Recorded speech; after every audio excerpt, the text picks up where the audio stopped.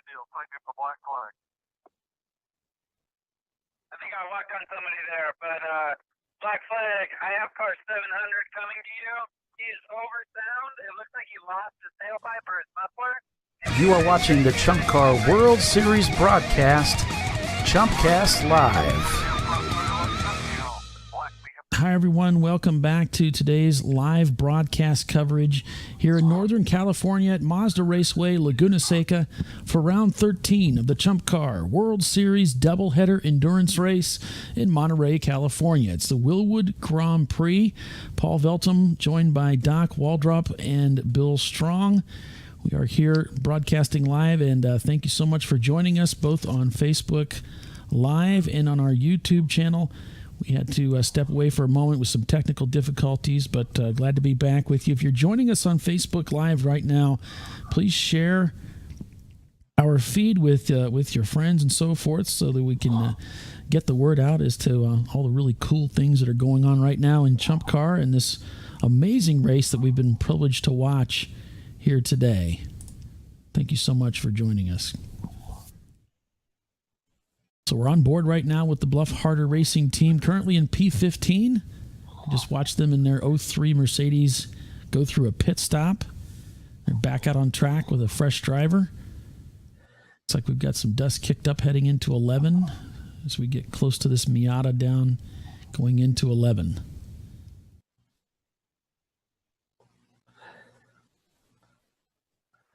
So yeah, we were talking about Datsuns and and 510s, and I was talking about Miatas, and another really popular car to go racing with in ChumpCar is the BMW E30, which is a great fit for a team. Again, an easy car to drive. Lots of parts available, lots of cars out there. So another great platform, and that's one that you, Doc, are very familiar with. Yep. Tell us, since tell us, since you're an E30 team owner, you've got a lot of experience behind the wheel of one of those cars. Tell us about your experience with it. I mean, it's a great platform. One of the reasons why we chose it is because there are a lot of E30 teams around here in Atlanta. A fairly straightforward engine. It's a straight six. It's just an easy car to work on. There again, just like the Miatas, there's a lot of there were their own spec series, so there's a lot of parts available. Again, in Atlanta, it seems like every idiot drives a BMW. So there's a lot of them around here. Parts are fairly easy to get. Again, a lot of teams around here that have been most helpful to us, particularly the guys that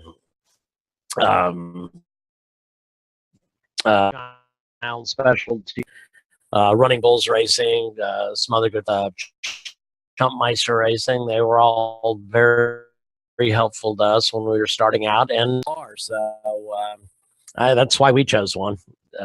Seemed to me it was the quickest way to get started in ChumpCar racing. Yeah, the E30 is it seems to me to be sort of a compromise of everything. You've got good power. Oh, he had the pit. Sorry, I thought I heard Bill say something. You got good power, good brakes, good handling. It's an easy car to drive. We just had a fire extinguisher go off here in pit lane at car 445. Supposedly it's their second fire extinguisher too. Oh no. Yeah, sorry. Well, that's okay. My camera keeps shutting off, so we've got it. I've got. Well, here's a hint. A little further. Well, another fire extinguisher go off at the MR2 pit 310. People jumping over the wall. They're forgetting the pins on it. Okay, well, what happens is they use the fire extinguisher to brace themselves over the wall. You cannot do that. It'll go off. Oh. I'm sorry about the audio there, folks. I know it's kind of wacky right now. I guarantee you that's what's happening. Yeah, we've got. Did y'all hear anything of what I said? Yeah, it was just really, really entertaining. But yeah, we caught it all. You're saying they're bracing themselves. It's very well. robotic. I guarantee that's what's happening. Yeah. Yep. So you cannot place your hand on the top of that trigger. Right. You got to get used to just holding it from the bottom, and this goes back to the it's funny team to owners. watch them happen. Well, and this goes back to the team owners to get a little bit of training in. If you're going to assign a guy to bottle, that's like the easy job. Yep. But he needs to know how to handle a fire extinguisher, and just those little tips. It's like, hey man, you're going to do two things. People don't sit here and use them all the time. They're not firefighters, so this kind of stuff happens. Right. I mean, I'm an IT dude. What do I know about firefighting? So yeah, just it's more than just giving them the bottle. Tell them, hey, don't push down on the top, bro. That's gonna set it off. And when you break that seal, technically, Phil's gonna come up to you and say, new bottle. You're done with that one. You can't use it. So, you don't want that to happen. That's really bad. That's just a pain. And here's the other thing. I just had a couple service because 3 fire extinguishers. We have 2 in the trailer and 1 we take out to the row. To get them serviced takes. We take them to a little local place here. It takes a couple of days because they actually have to. They send ours out. They get them cleaned out and stuff like that. But it also costs about $50 to get it redone. So just for those of you planning on getting your fire bottles or having them looked at, and it doesn't take much to where the little gauge on it does not read full. And once it dips anywhere out of the green, you really need to have it looked at. You kind of want your fire extinguisher to work for more than a few seconds. Yeah. Yeah. So, and this kind of goes back to there's so many things that we have to look at for having an efficient pit stop, and not blowing it. So yeah, that's one of those little details that's so easy to forget about. You just don't think about it. You give the guy the assignment and you figure he's gonna know what to do with it. But, right.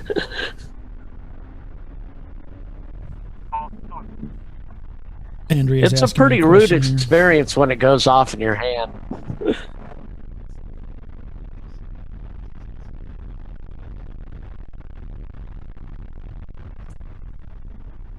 Sorry, folks.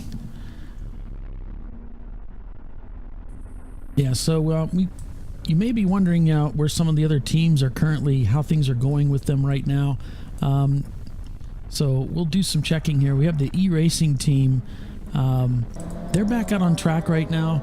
They're well down in the running order and just kind of running around the track. They're turning over 2-minute laps right now, so they're well off the pace from where they're normally at. They've had some mechanical issues throughout the day, and they've gotten most of that sorted out, but they still have some issue, obviously. So they're just trying to get through the day, and hopefully tomorrow they'll be able to come out. Yeah, they may be just trying to reverse it.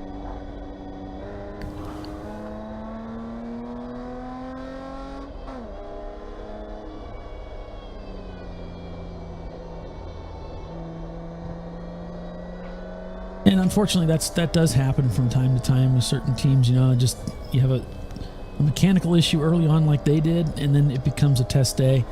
Hopefully, you get all the kinks worked out, and you don't run into an issue later on in the day. We were watching Uncommon Friends Racing, just put in a commanding performance today until just about a half an hour ago, when they had some driveline failure and had to pull it behind the wall. So they're looking at that car now. They'll probably be able to get back out tomorrow, I'm sure. These are just things that they have to work through, and that's one of the biggest challenges about endurance racing. Is it plays no favorites. I mean, it doesn't matter how famous you are and how awesome a driver you are, and all of this. It's whoever does make it to the end with the most laps that wins the race.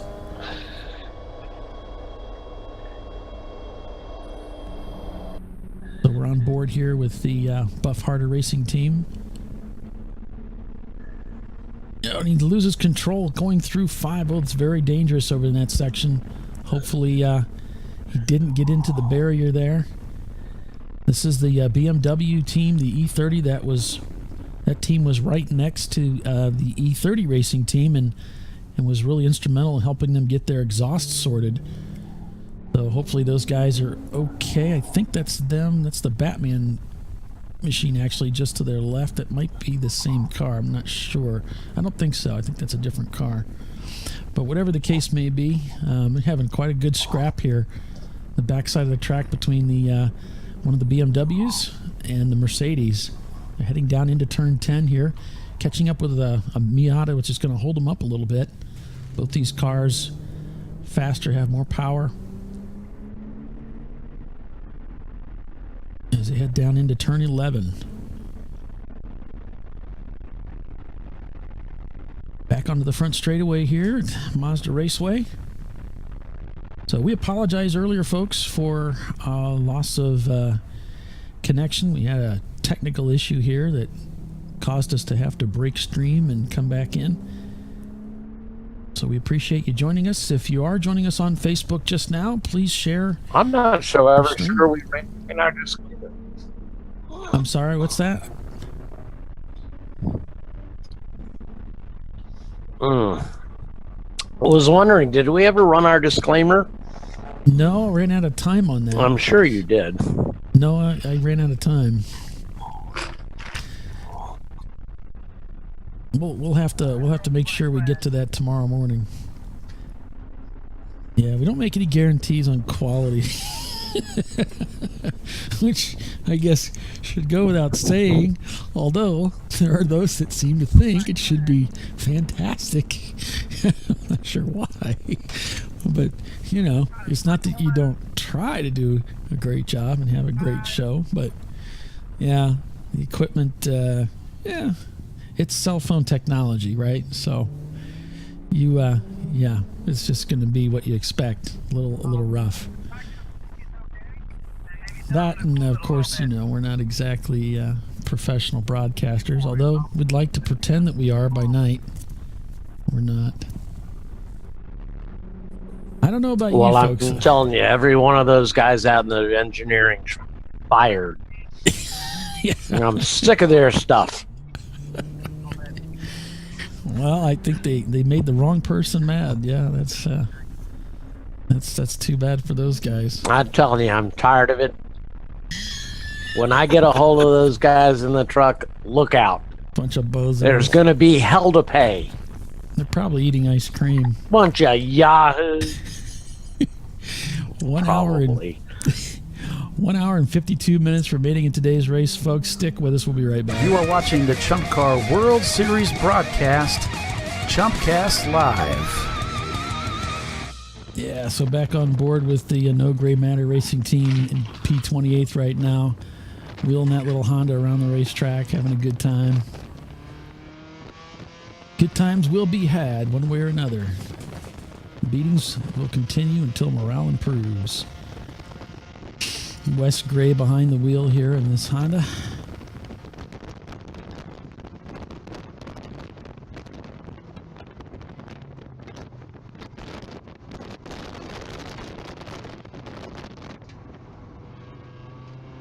Take a look at our current running order. Here's our A class as things stand right now. Miata Pi leading the way, Bare Bones Racing in second, Team Force Majeure in third. We go down to B class. We got Dililium Manshaft in first, Misfits in second, Uncommon Friends still shown in P3 because they're 22 laps up on fourth spot, but they're actually no longer circulating, so No Gray Matter behind them. In C class, we got Slugworks leading the way, Basil Winnie Racing in second, the Flying Hawaiians in third. And in D class, we've got the Team Blackbird in first, Men in Black in second, and Apt Racing in third.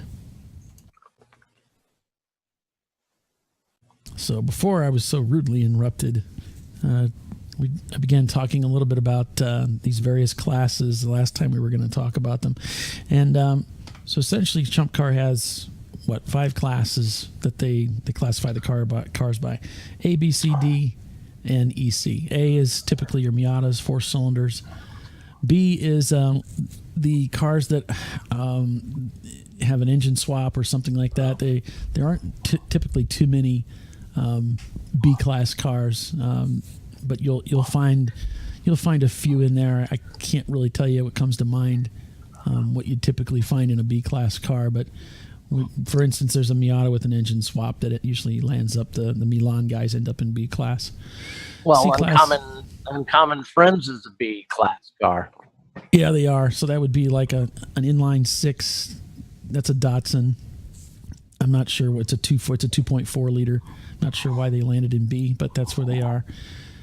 Typically, like your a straight 6. Well, because I think C starts at 2.5 liter. Oh, okay. Well, that would be it then. I don't know what all the rules are. So your C class, most of your BMWs fit into that class. That's where most people want to be. They don't want to be in EC, so they try to keep their car within that range. So Ella, E-Racing Team, Brew Crew, you guys, you fall into the C class. No Regrets, Willwood, Thing 2, Bucket List, the Flying Hawaiians, Basilini, Slugworks, all those guys fit into the C class. So your BMWs, your E30s are going to end up in that class. D class is typically your American muscle, so your Mustangs, Camaros, you're going to see them, Pontiacs, they're going to end up in the D class. And then anybody that's outside of the rule category for their car, so you just, like our car, for instance, which is an E36, and it's got a header on it, and it's basically an M3.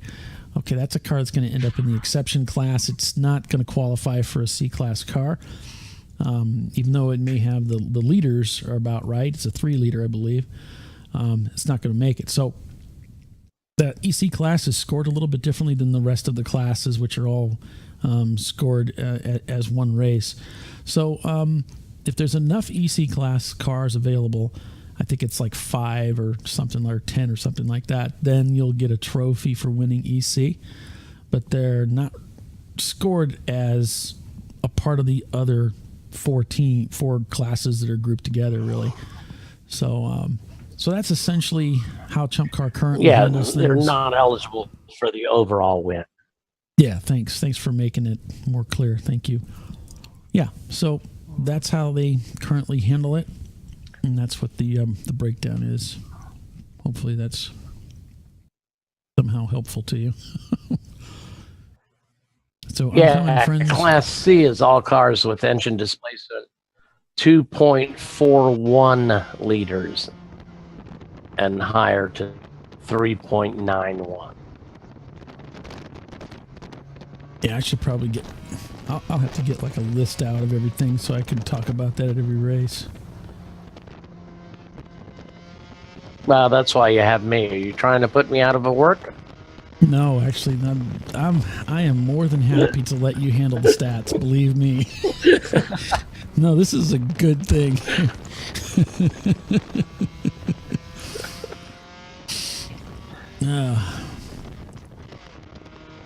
When you do 2 jobs and neither one of them you really do very well, do you want a third? No.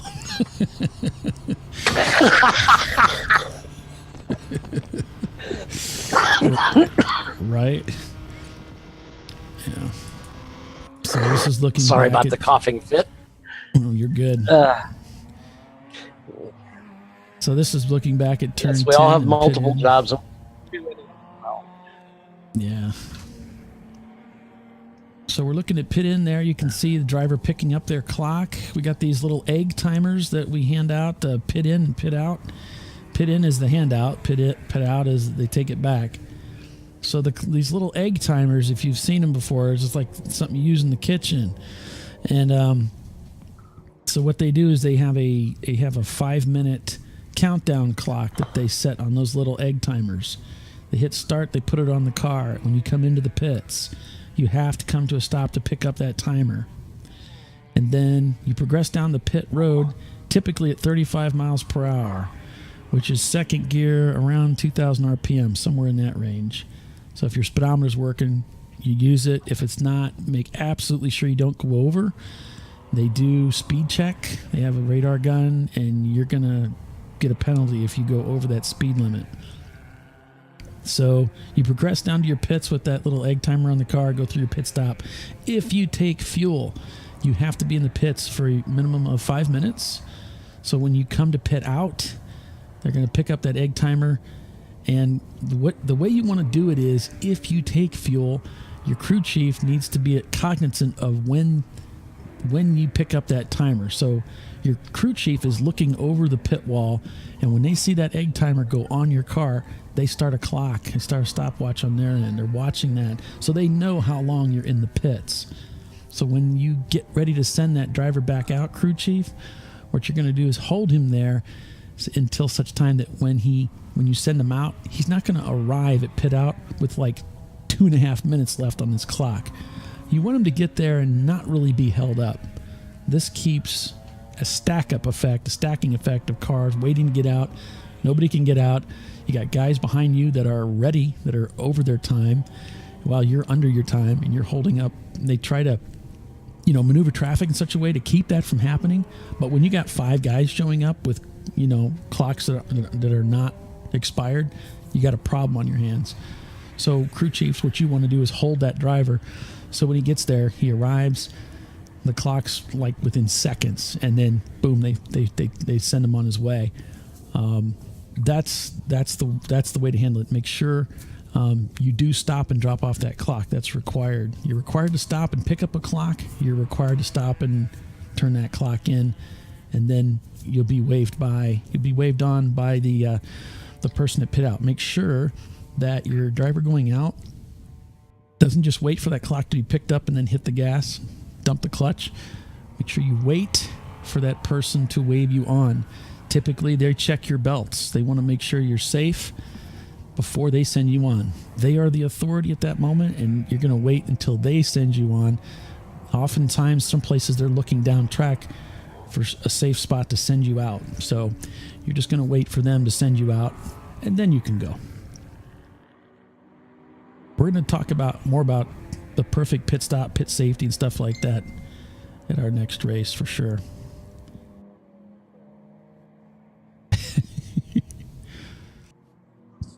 I don't know what you're talking about. He just sent me a message. Doc just sends me a message that says, blame it on me. I don't know what you're talking about. And it looks like we've lost Bill from the bridge. I don't know how that happened. He's probably recharging his phone or something. No, it was Andrea. She said, what's going on with our stream? And Paul, you said it looks good. Doc's internet may be an issue. So, oh, yeah. Sure, blame it on me. Oh, well, yeah, I'll throw you under that bus. What the hell? Sounds like our time is back. We might be synced up a little bit better now. I don't know. Yeah? Not getting the huge delay on me? Oh, okay, take it back. I guess it is there. Yeah, the fantasy we had. Well, every girl's got to have a dream.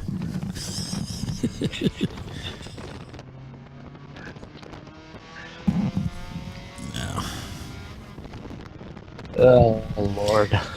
All right, folks. So it's now time for our second giveaway. I'm 19 minutes behind.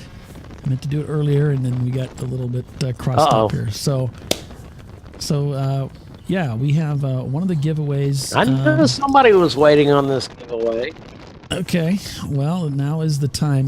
But before you do anything, let me tell you about it.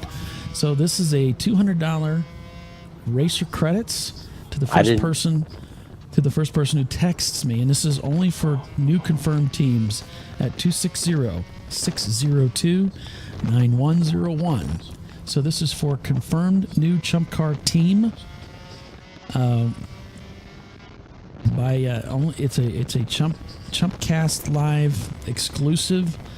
You receive a $200 in racer credits for a confirmed new Chump Car team. For the first team owner that texts me at 260-602-9101. That's 260-602-9101 for a confirmed new team.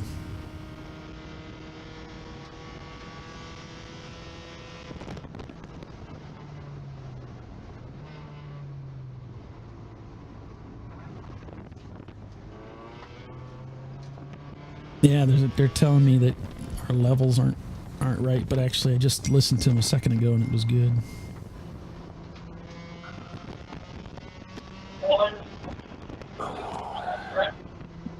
They're worried about the levels? About twice as high as... Well, the levels, because I can't hear Polly. I can hear you quite fine. But Polly's way too low. You can hear me, right? I'm not sure.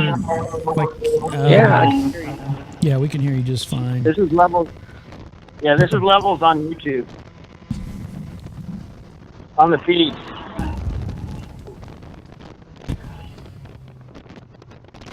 Like Gray Matter just pointed up and said one finger, one lap.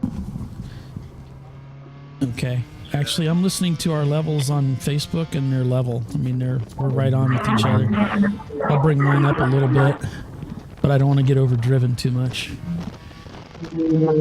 Okay, so an hour and 40 minutes remain. And I think we've got, I'm not quite sure, but I think we've got a winner for the ChumpCar Change contest. So I'll get that information over to Andrea, and she'll get a hold of you. And it looks like, yeah, it's a team called Supra Sonic Racing.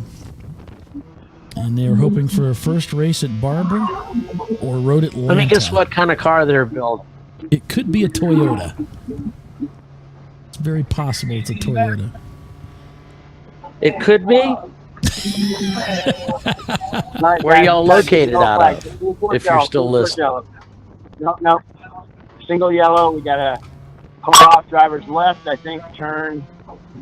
Hold on. What turn?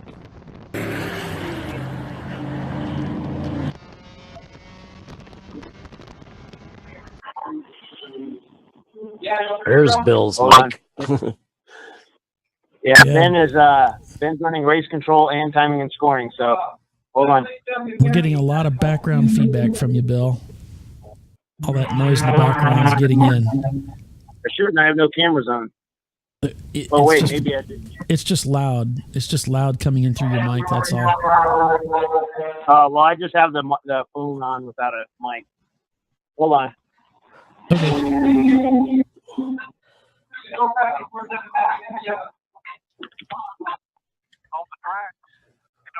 I guess they're at Huntsville, Alabama. Probably a Toyota. We're not sure yet. So they may not. They may not have the car sorted out just yet. Here. Do you have me? Yes, sir. Okay. Yeah, we got I guess a big incident. Consistent with the report I got, so he's good to go. We won't flag him or anything.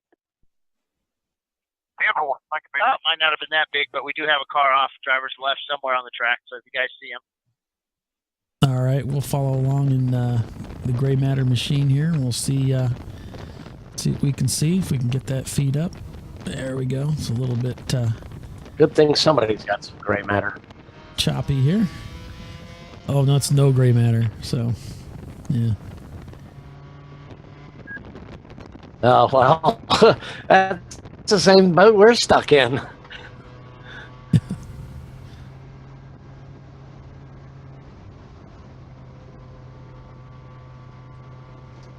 Boy, you can see how many people misjudge that corner and go off there. There's our, I think that was it right there.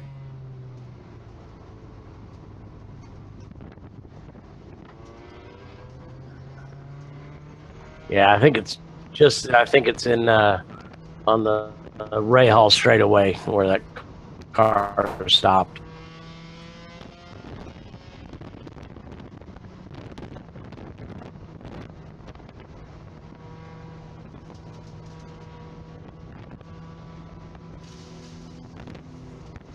right, folks?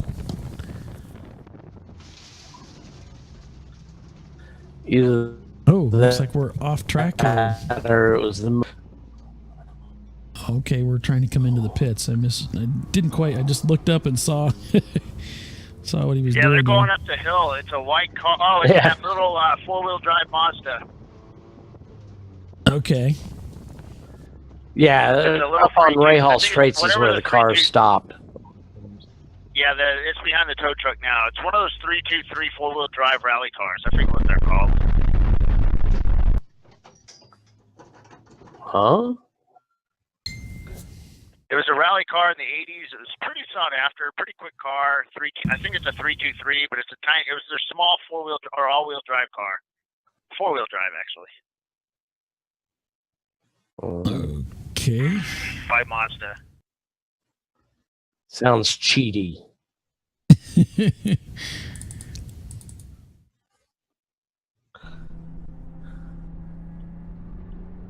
Oh, the MX? No, it's not an MX-7. 323 GTX, maybe? Oh, it's right-hand drive, too, which really screwed me up when I went to go see if he was in the car. What is this witchcraft?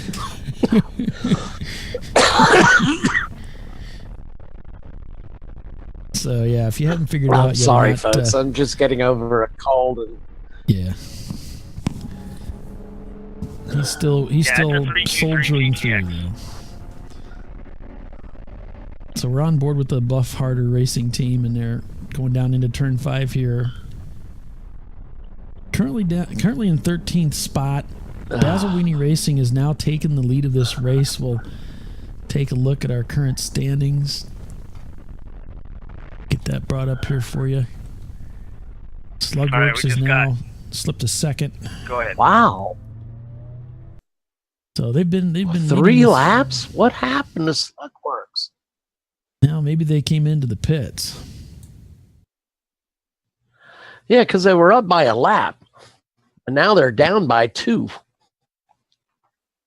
Yeah, so it's Basil Weenie Racing taking the lead. We've got Slugworks in second. They're still showing circulating here, but I don't know. Maybe they're off track now. We've got Miata Pie in third, Team Force Majour in fourth, and Polish Hammer Racing in 5th.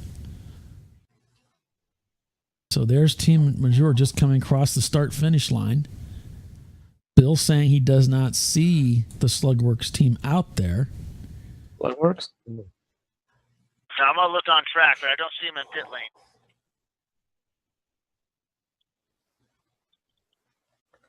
Let's get on that, Bill. Let's find out what's going on here. All my cameras and stuff are like melting out there. It's not that hot, but the sun is like melting them. I don't know what's going on. Fire truck is well, we don't need down pit lane. Cameras. We need your voice. Somebody broke a tow strap. I think it was that 323, that Mazda. And Mike was pretty upset. He's going to... Hold on. Use the contact with car 154. 455. He's going to charge them. Contact. This thing... Correct. Yeah, he's going to charge them. He said it over the radio, too. Those things ain't cheap. Yeah, those things aren't cheap. And we talked about that. Foot on the brake, folks. Save you some money. On the brake. Yeah, just ride the brakes when you're being towed. Make sure, team owners, you explain that to your drivers. Make sure they all know that if they get towed out, they need to ride the brakes the entire time that they are being towed to keep that strap, keep tension. Trust me, you're not going to lose that much brake pads. No, you're not going to hurt anything. So that's the Team Slugworks is the 92 Mitsubishi Eclipse, number 49. They've slipped a second spot. They've been leading this race all day. They have the fastest lap time of the day with a 146.6. And we do have somebody that's apparently off track right now. So I'm not sure if that's them or not. They're still holding second spot. So I'm just going to say they may have come into the pits. Looks like they're probably still circulating. Surely Bill would tell us if they came into the pits. See? And don't I have I'm faith. doing my best Jimmy Olsen.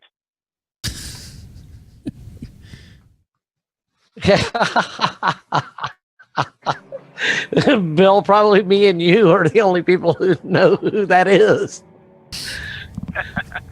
Oh, come on, man. These kids watch Superman. Yeah. Golly, Mr. White. Yeah, but I think Jimmy Olsen now is all studly and stuff nowadays. Ace. Yeah, so the Buff Harder Racing team coming into the pits now in P13. Looks like they're being held. There's Slugwork. Slugwork, I think, well, wait, maybe not. Because Slugwork, nope, that's a Celica. That camouflage Celica are about the same color, but I don't see Slugworks.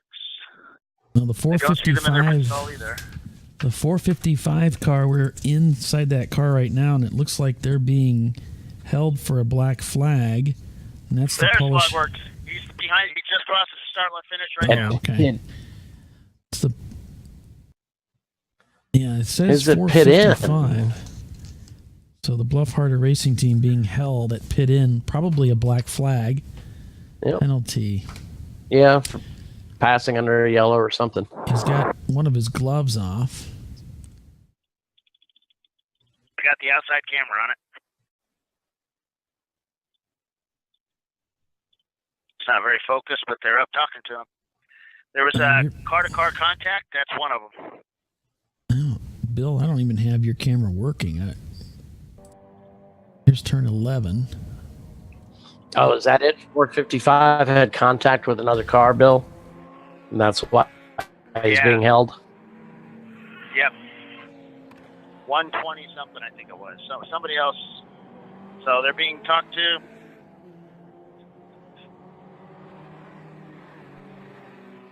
I'm showing all three cameras, Tower Cam 2, the CCWS V1 and V2 are both up. Yeah. Yeah, it's your personal camera that I'm showing down. Sorry. I'm actually charging that. No, that's all right. I'm actually charging it because I want it ready for the interviews, and I'm having issues with that one. So I want to get it ready before I go down to for the final part of the race. Yeah, so there's another camera view. This is from the tower from our Logitech RoboCam that's looking out over the pits and over to turn 11.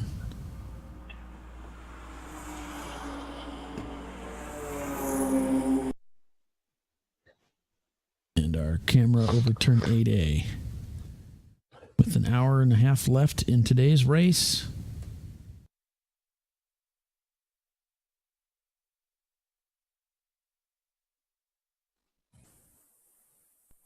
And Buff Harder Racing still in the serving that pit penalty. Looks like he's putting his glove back on, probably getting ready to roll back down the pits and head back out after being stopped for contact. That is one of the no-nos in Chump Car is car-to-car contact. That's a Bozo super no-no. Yeah. So typically, what happens in a contact situation like that, you'll have both drivers will be brought in and spoken to, and make sure everybody's got a cool head before they send them back out onto the racetrack. That's the way it's done.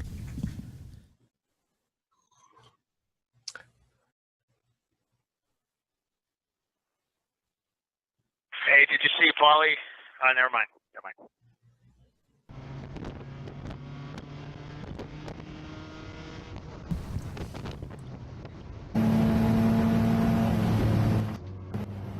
So we've got our feedback up with the Flying Hawaiians, who are currently in P6. So that's good to see. And heading down through the corkscrew. This is through Rainy here. This is turn 9. Which takes us down here. Here's through 10, heading to turn 11. We should see them coming through here. This is turn 11, the exit. Not sure on the buffering where everything is at.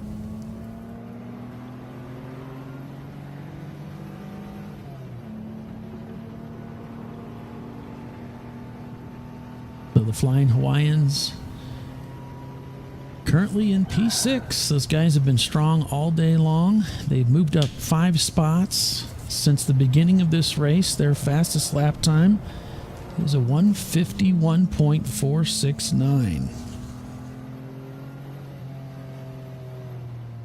That's the number 82 car, which is a 73 Datsun 260Z. So that would have come with a 2.6 liter engine. You can see they got the MSD box up there. Would have had the, the old points type ignition system. Of course, they've changed that over to electronic ignition now.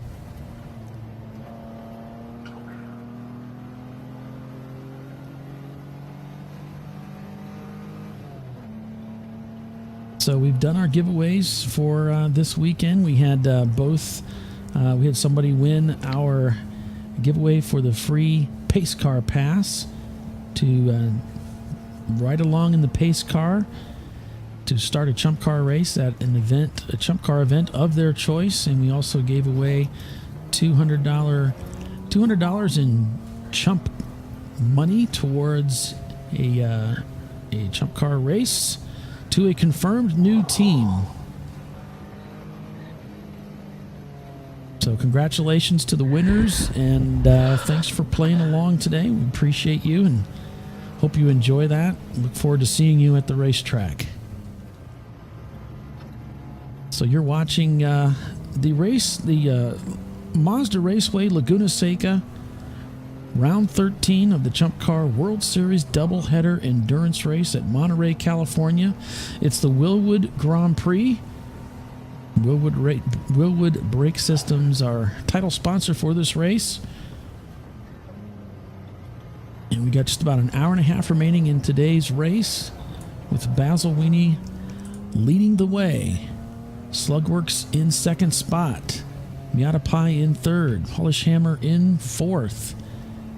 Team Force Majeure in fifth. The Flying Hawaiians in sixth. That's the car we're on board with right now. Bare Bones Racing in seventh. Dililium Manshaft in eighth. Blown My Wad in ninth. Bucket List Racing in 10th. Looks like they're in the pits right now. Sapline Racing in 11th. And it's been a fairly eventful race today. Started off today with red flag condition early on due to some cars that got into contact. There was some delay there, so they got that taken care of.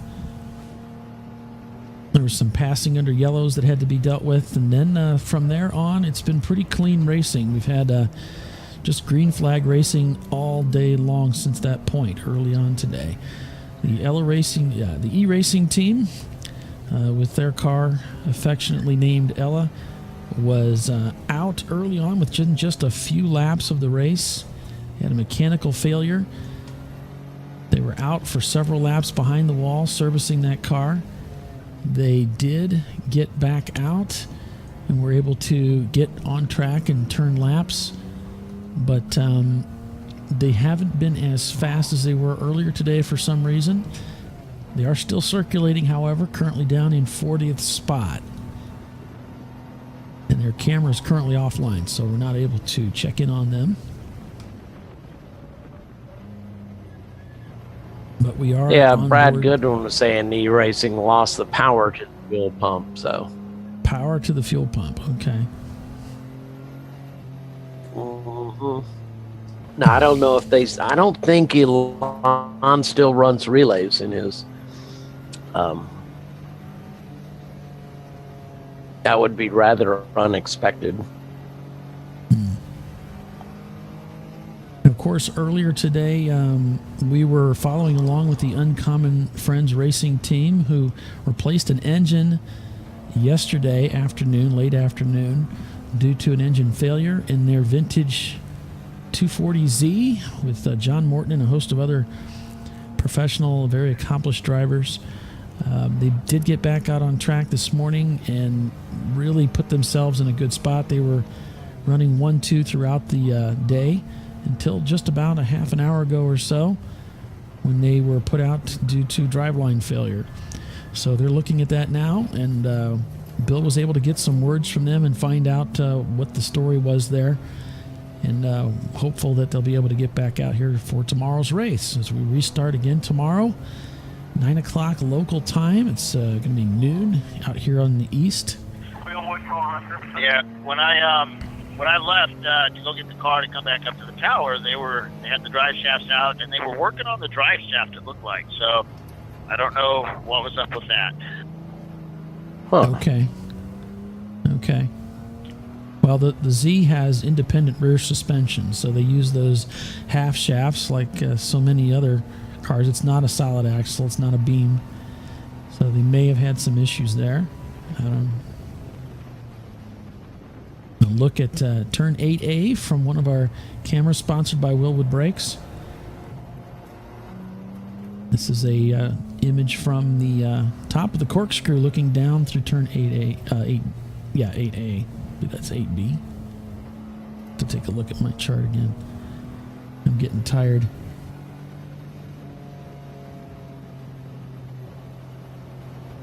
Come on, Paul. Only an hour to go. Well, an hour and 15. Yeah, just as I said that, my mic died. And then 15 minutes after, 30. I might have Mike. What's that? Yeah, that's turn 8A down there. A is at the top of the hill, 8A is at the base.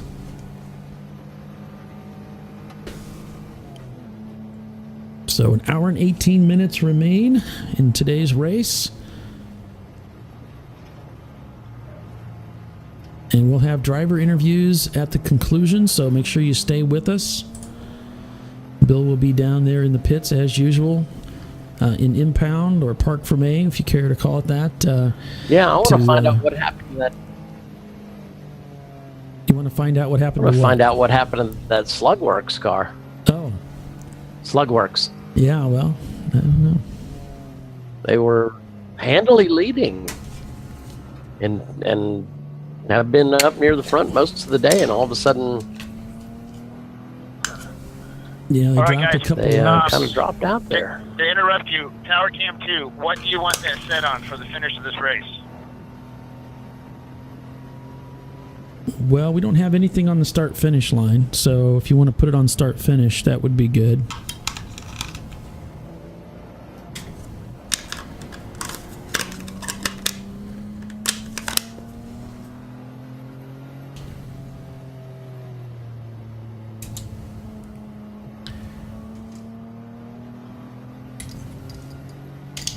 Roger that, sitting on. Yeah, like that. There's that BMW that was involved in that shunt earlier. Looks like it's going back out. I don't know.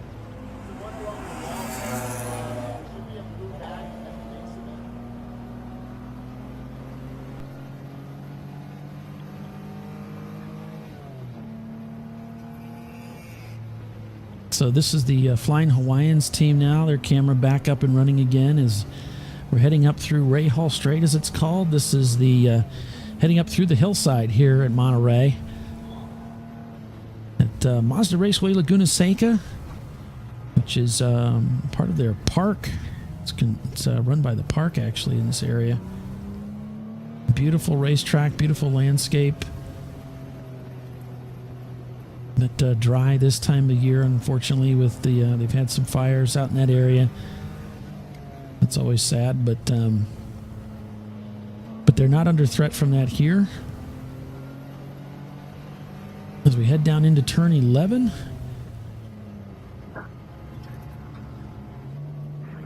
In this old 260Z car. We've got the, in fact, that steering wheel they're using looks like the original. The Z cars had that big round center section in the middle of the steering wheel, and it had the Z logo on it. As they head down into the Andretti bend, which is like a double apex corner, you kind of drive it like a diamond. There's the MGB getting past. the vintage cars, which is particularly challenging, I think, for an endurance race to keep a car like that out there. I used to race in a vintage car. Particularly if it's got carburetors. Yeah, it's just tough. I mean, the brakes were really small on the cars back then, and it's just. I race one of those now. Yeah, it's just tough. I mean, it's just hard to make an old car like that hang on and be competitive, certainly. Hey, you know what? I bet you they're having more fun than us, though. Yeah, you can have more fun in a slow car than in a fast car. It just depends. Yeah, I'd rather be out in a race car. That'd be a lot of fun. Driving a little MGB, that wouldn't be too bad. We saw him take a spin earlier today. Well, let me tell you, I had so much fun in the Opal. The only part I did not like is when people were like crashing into us. Yeah, that probably wouldn't be fun.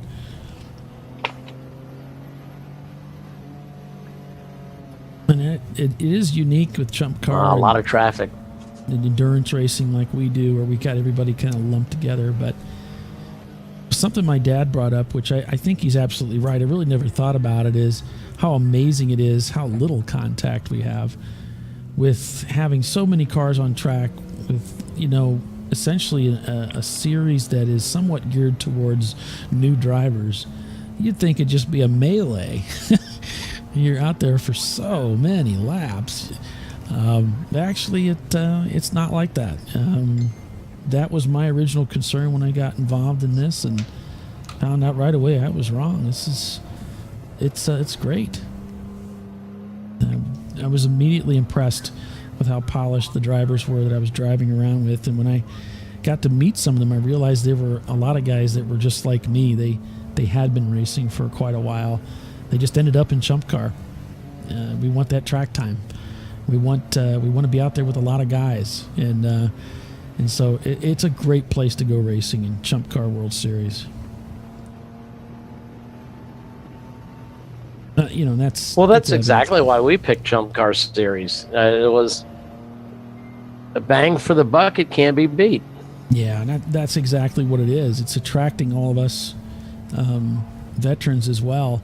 For that reason, we want to get out there and do a lot of laps, and we want to be in traffic, and it's very attractive.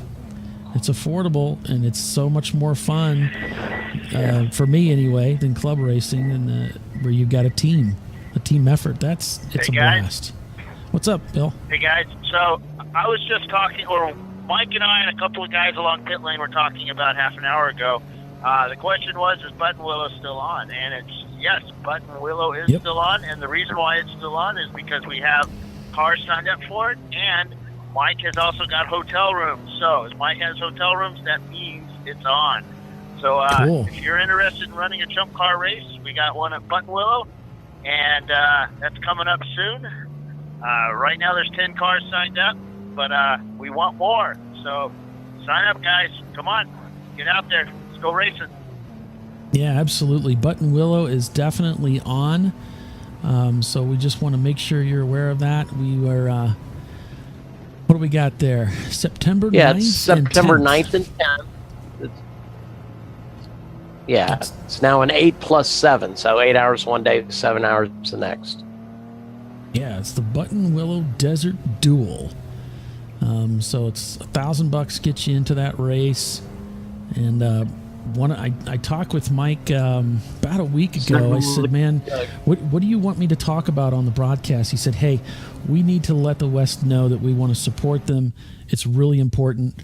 So make sure you mention that, we want to pump up that West side. And so, hey, they're pulling out the stops to do everything they can to make it so that you guys can go racing out West here. Button Willow is definitely on. And so let's go racing. So is Vegas. We're going to Vegas because we are all going to Vegas, or at least the guys. I don't know about you guys, but we're going to Vegas. So we're going to be transmitting that one live. I can't do Button Willow, unfortunately. Well, that wasn't confusing enough. I know. Well, Button Willow I can't do live because I'm actually got to be a couple of days later. I got to be at Sebring, so. And remember, I'm not retired yet from my day job.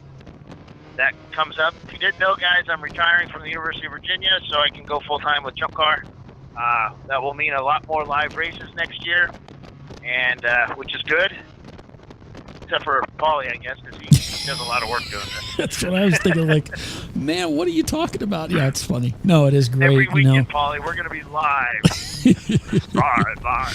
Oh, they're pushing the Mustang through the paddock. That kind of sucks. Oh, The white Mustang. Oh, That's the number too one bad. Porsche. Looks like they're back here getting in the paddock. They've got engines all over the place, and it looks like they're putting a new one in. oh, okay. So that means they're going to be set up for tomorrow. Yep, and the 819 Neon, they're behind. They've got an engine out as well. Looks like they're putting a new one in, the 178. The A team, they've got, that's EH team. They've got their car back here working on it. Oh, let's see who else here. So that's the U-Boot Rennen Works Porsche they're replacing an engine in. Yep. E-Racing is not circulating. Is Ella back in the garage as well? Well, it looks like the Datsun is, they're concentrating on the back of the car, it looks like, so the differential. No, you're talking about Uncommon Friends. I was talking about E-Racing. Correct. Is that the Farce Indy? I don't see them. They weren't Good. back there. Maybe they're just in the pits. I've just noticed they're not circulating. So, Basil Weenie Racing, our current leader, folks. Our current leader, Basil Weenie Racing, is not circulating. They may be in the pits right now. Slugworks is in second, and they have gotten their lap back. They're only 3 minutes and 46 seconds down. That sounds like more than a lap to me. But whatever the case may be, not sure. Yeah. If you see Basil Weenie Racing, it's number 799, Bill. If you see them in the pits, let's keep an eye on those guys. I'm not really good. 799 is Basil Weenie Racing. It's a BMW 325i. It's one of the Okay, E30s. 667, looks like they're putting a new engine in there, Neon. What is it with Neons and going through engines? Must be revving them a little hard. That's late Apex. Team in there 96. So 55 is back here. They've got the hood up. And That's an MX-7. that's the turbocharged 4-cylinder RX-7. And the 446, they're parked with nobody standing around the car, so that doesn't look good. That's a Ford Festiva, or Fiesta. Excuse me. Yeah, that was the one that sounded like a two-stroke yesterday going to tech. The 170 Mustang. I don't even see them as logging a lap today. Yeah, they were out there. Smoking tires, Mustang. Looks like they have front end damage. I think they were involved in that big wreck earlier this morning too, because the whole front end's just crushed. And it was like that when they were circulating earlier. 446. Don't see any BMW. Crash test mommy says one. They're out there. Just look carefully.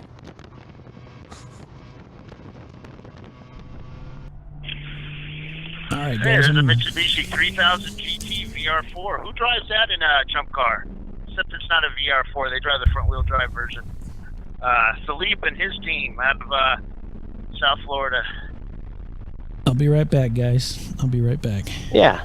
Jackie X. All right. So there is Jackie X Racing. 249. Yeah, 249 is in pit lane. You can't tell what it is, but it's got a big spoiler on it. So they're in the garage. Not a lot of guys hanging around it. The 944, which is number... Can't tell. Door's open. So there's a red 944. They are in the garage. Still working on 249. So the 420 Miata is in the garage. I don't even show it to car 249. Okay. 420, that's Team FOG.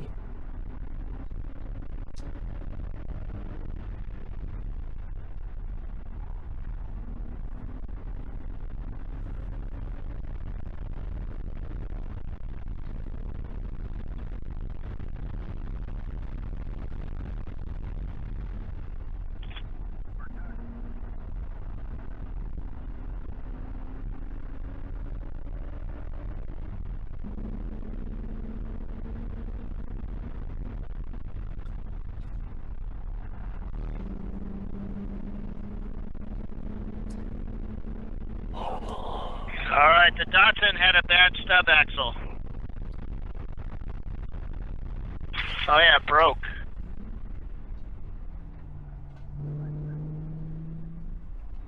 Well, that would make it bad, yeah, if it was broke. Yeah, so the tip came off the stub axle, so they're having to put a new hub on it. Yeah, it's not pretty.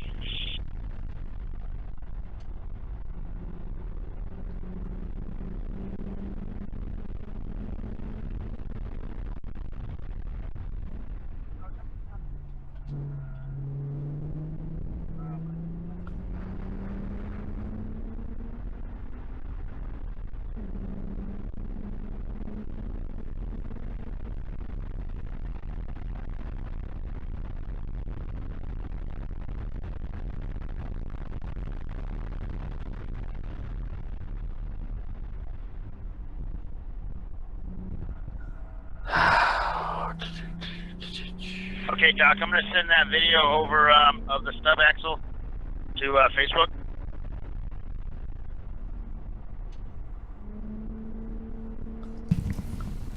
Okay. So we're coming up here with just about, whoops. Why am I echoing?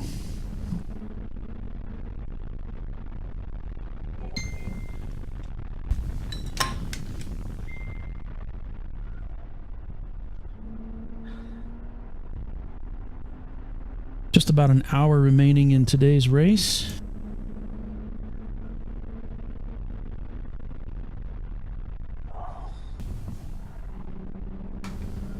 Oh, yeah.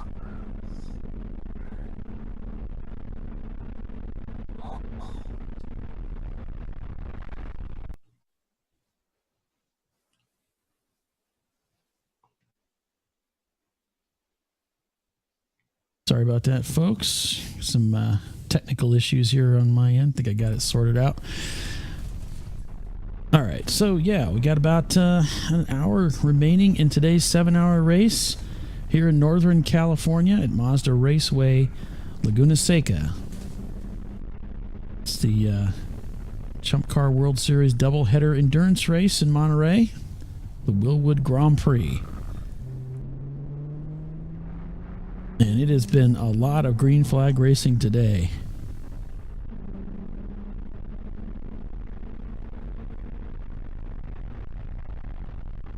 So it looks like Bill sent us a picture here.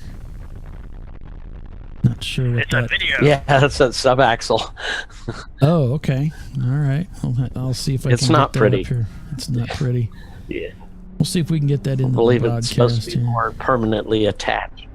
Yeah, that's from the 246 Datsun. That's why they had to come in.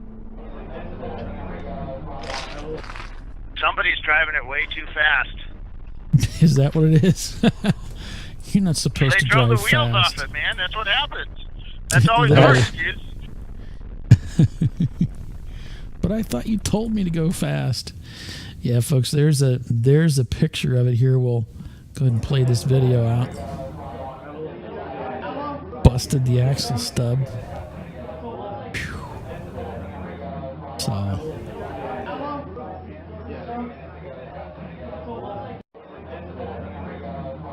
yeah, it doesn't look too good, in my professional opinion.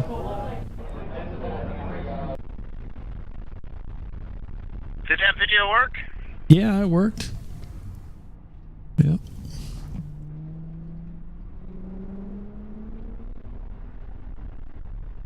So yeah, coming up on about an hour here. It's been a pretty fantastic race. We've seen so much happen today. We started out with Team U-Boot rocketing up to the front with Uncommon Friends racing as well, working their way up to the front. And then running into mechanical issues, we had the e-racing team as well facing their fair share of mechanical issues. We've got Slugworks Racing finds themselves back in the lead now. They were down a couple of laps. They've worked their way back up to the front now, holding the fastest lap time of the day by far. with a 146.621. It is now 6 o'clock Eastern Standard Time. We'll take a look here and see if we can check in on our race that's also taking place in Brainerd, Minnesota. And go on board with the Bromance Racing team. Got just at the top of 8 hours now. They should be getting checkered flag here shortly. With Chump Faces holding the lead of this race. They also have the fastest lap time with a 150.489. 9-4 Motorsports in second. R-Bank Racing has moved up into third, now in podium position. And they are Go laps. figure, there's a big surprise. 8 laps up on NNM Motorsports. Yeah, if there's a guy that can put a car on the podium, you can bet it's going to be these guys. And here we have, there's the third place finisher there.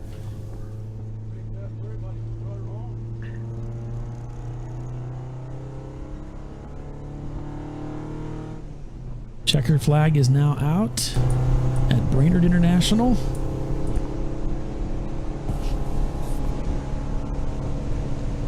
So it's R-Bank Racing taking third, NNM Motorsports in fourth, Transcendental Racing in fifth, Junk in the Trunk in sixth, Sodek Petrolheads in seventh, Alta Deutsch Auto Works in eighth. They moved up from 10th spot earlier. Sons of Irony Motorsports in ninth, and 8-Ball Racing in 10th. That's all provisional. I'll show you those results here. So these are the results for the Brainerd International race.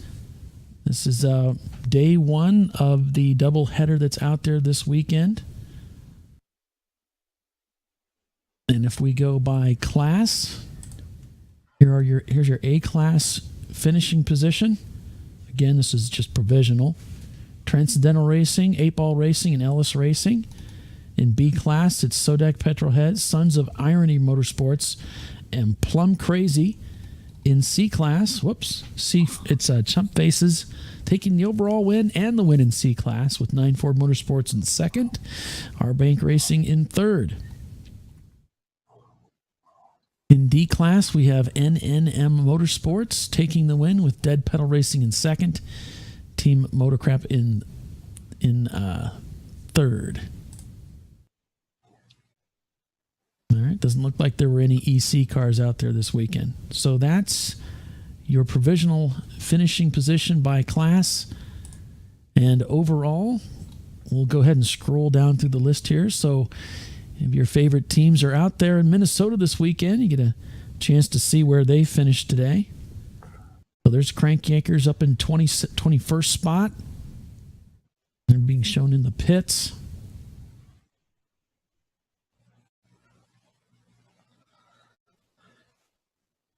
So congratulations to the winners out there in Brainerd.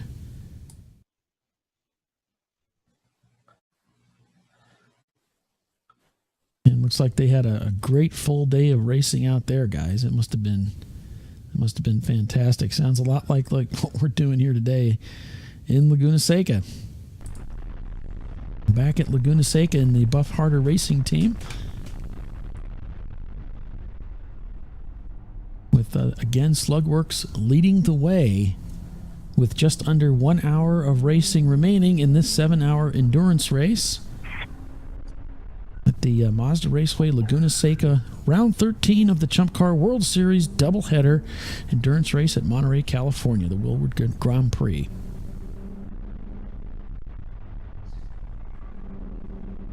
So Elon's going to be getting into E-Racing car. They got their car back out. It's circulating. Then they had to bring it back in. The splitter was falling off, so they just haven't had much luck today. They had some issues with the electrical system, which they think they've fixed. So we'll see. They're getting the car ready for tomorrow, tuned out there, and Elon's going to show everybody how it's done. Cool. That's what we want to see. We want to see those guys out there turning laps. And they have an agreement that nobody can break a 155, but they suspect that Elon's going to go out there and try and do a 150. I'm sure he'll I try. used to tell my guys that. Yeah, don't go out there and do this. Just keep it under control. Then you have the last 10, so you can do whatever you want once you own the car. That's right. That's the way it works. Yeah, they're going to when they come in, they're going to try and get their camera working too. They think it's the Cerebos overheat.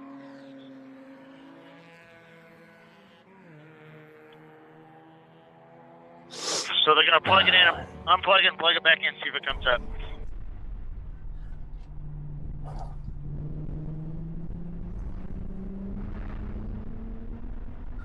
All right, cool. All right, gentlemen, just to let you know, my Sprint stuff is not working down here. I have zero signal. I'm able to use the phone, but no data. So you're going to have to feed me the race results when this is over, please. All right, sounds good. So we may not have a live... Yeah, we can do that. We may not have a live feed, but we'll get that up. Bill will get it recorded, and we'll get it posted for you. So you'll be able to see. The Verizon stuff's working. I just can't review. No, I think he's going to be live, but he's going to be You guys live have on to his tell phone. me. Yeah, I'll be live. I just can't use the Sprint. I use the Sprint stuff to review race monitor and that to see who's doing what. All right. Well, you guys know more about this than I do. Right. All right. So, Paul, here's what we'll do. We'll get that tower shot, and we'll see the way the cars are lined up for impound, and let's just send him back and forth between the front and the back of the line. Oh, that's so funny. I like it.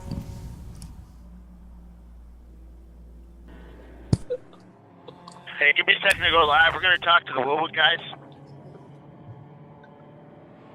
Well, we've got you. We've got your camera ready to go, Bill, whenever you want to turn it on.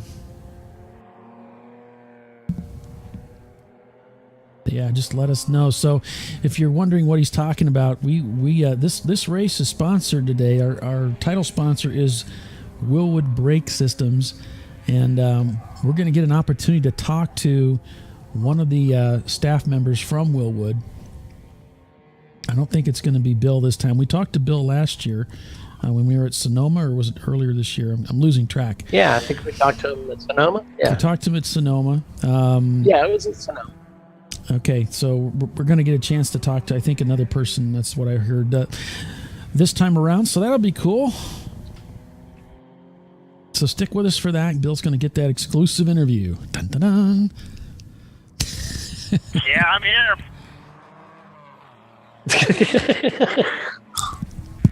All right, well, I got his camera now. Here we go. All right, Bill, we're with you. Go ahead. All right, cool. Hey, I'm with Caesar from Willwood Brakes. You're the IT guy, right? Yes, sir. So how's your car doing out there today? It's working really great today. We're having minor issues here and there, the sound, like everybody else. But other than that, it's running strong. It's competitive, so we're having a blast today. Who's in the car right now? Robert's in the car right now. Okay. So how did Bill do out there? He did pretty good. Yeah, he ran strong. He was out there for a while. He had a couple spins, but other than that, the car came back and it keeps running strong. So, yeah, he did pretty well. So that's pretty good how you hit that little script you have in your hand. The boss, talk about the boss, how he drives. Yep, exactly. I want to keep driving this car, so, he's the best driver here, so, head of the team. So how are those, you guys all use Willwood brakes on the Fiero, right? Yes. So how did you go about choosing the brakes for that? We had a size that we wanted to try, and we actually went through a couple of different calibers to see what worked best with the car, and what we have now is working really well for us. So how do people go about getting in ChumpCar? So I'm building a race car. How do I go about getting brakes for the car? They call our tech line, our main number, and they can talk to one of the sales guys, and they'll be glad to help anybody out, and work with them to get the right size in the brakes on what you need. Cool. You guys, where are you guys placed at right now? Do you know? Last time we checked, I think we were 23rd. Okay. So we're doing That's pretty pretty good for a Fiero. Yeah, doing pretty well. Cool. I'm an MR2 guy, so that's pretty good. Yeah. All right, guys. Well, good luck out there, all right? Thank you. Yeah, they're up to 22nd, I'll have you know. All right, back to you guys. Yeah. Thanks, Bill. Yeah, And there they go. And they're killing it in 22nd. All right. So those guys are having fun too, looks like, Doc. I saw a lot of smiles going on. Yeah. Well, they're at a race course. They're racing a car. What could be worse? It's the best way to spend a Saturday and a Sunday at the racetrack, man. Go have some fun. Yeah, I agree. Are you on me still? Are you on me still? Go ahead, yeah. We still got your audio. Yeah, so I'm down here with the Toyota MR2 guys, and they've got a nice little pit set up. So people ask us, how do we set up our pit? What do we bring? Well, you can bring whatever you want, but keep it organized, keep it clean. Set off your fire extinguisher every now and then. So, oh no! Did you learn anything from that pit stop? Yes. Which was what? Sensitive fire extinguishers. There you go. Okay. But now you know what it feels like when it fires off, right? Yes, I'm prepared. Have you ever used one before? No. Okay. Now I have. Now you have? So you get to teach these guys because they probably never used one. It's true. Now I'm trained. Yeah. So how's the MR2 doing out there, man? It's doing great. We were playing with the brake pads a little bit yesterday and the brake rotors, but we got everything running great today and doing well, and he's still out on the track, so hopefully we'll see the checkered here in a little bit. Cool. So what place are you in? 23rd. Okay, you got to beat that Fiero, man. Well, I think we're in front of him right now, so you got to beat him. Keep it on the track, yes. So, of course, I just said you got to beat that MR2 because he's a serious sponsor. So right. We'll try to do the best we can. Hopefully, we'll keep running the rest of the race here. All right, cool guys, and let her teach you about how to use a fire extinguisher. Will do. All right. All right, so thanks for that, Bill. We're back inside the Buff Harder Racing Team. We had that Flying Hawaiian guys camera up for a little while, and it went back down. So unfortunately, we don't have a camera in any of the front running cars. But we have the Buff Harder guys are up in 15th, and that's as far up the running order as we have right now. We got Slugworks leading the way with Basil Weenie Racing in second, Miata Pie in third, Polish Hammer in fourth, the Flying Hawaiians in fifth, Bare Bones Racing in sixth, Dililium Manshaft in seventh, Sapline Racing in eighth, On Second Thought in ninth, and Blown My Wad in 10th, just crossing the start-finish line. With 47 minutes remaining in today's race, it's crunch time. No more pit stops. There shouldn't be any more pit stops going on. This should be not likely. It might happen. Depends on who your strategy guy is and what he's thinking about doing here. We're just not seeing full course cautions. This is flat out sprint to the end racing right now. So we've got about a little less than 50 minutes of racing remaining. Stick with us through the end. We're going to have interviews with the top finishers. They're going to put the top five finishers, the overall top five, into impound when they get done. And so what they'll do is they'll pull the top five cars out, put them up. The teams are responsible. Put them up on jack stands, pull off the wheels, and let Phil take a look at them. Have an opportunity. Other teams will have an opportunity to look at the cars. They're not allowed to crawl underneath them. They're not allowed to touch anything. If they want to file a protest against a team car, they're allowed to do so. Not allowed to protest a driver, Bill. Not allowed to protest a driver. I made sure of that. For some reason, Bill wanted to protest me at the last race. I don't know why. I don't know what that was all about, but it probably had something to do. Your car was too flat painted. It was too flat painted because it was flat black? Yeah, there's too much flat black on it. Gotcha. Okay. Well, whatever the case may be, I think it was just, you were just jealous because of the thorough pasting you guys took from my team to win the... Oh my goodness, Elon is in the car. Man. We're getting ready to get in the car, and the E-Racing car just came around turn 11 sideways. It was pretty awesome. And the subject changes It's quickly. not the fast way around the corner, but it looked good. It was the cool way. South Florida guys. Elon likes to go sideways. It's the cool way around the track, yeah. Well, Alon keep our does eye out like for to go him. side. Yeah, he does. We'll keep our eye out here. We're looking at through the corkscrew here. We'll look for him to come through here.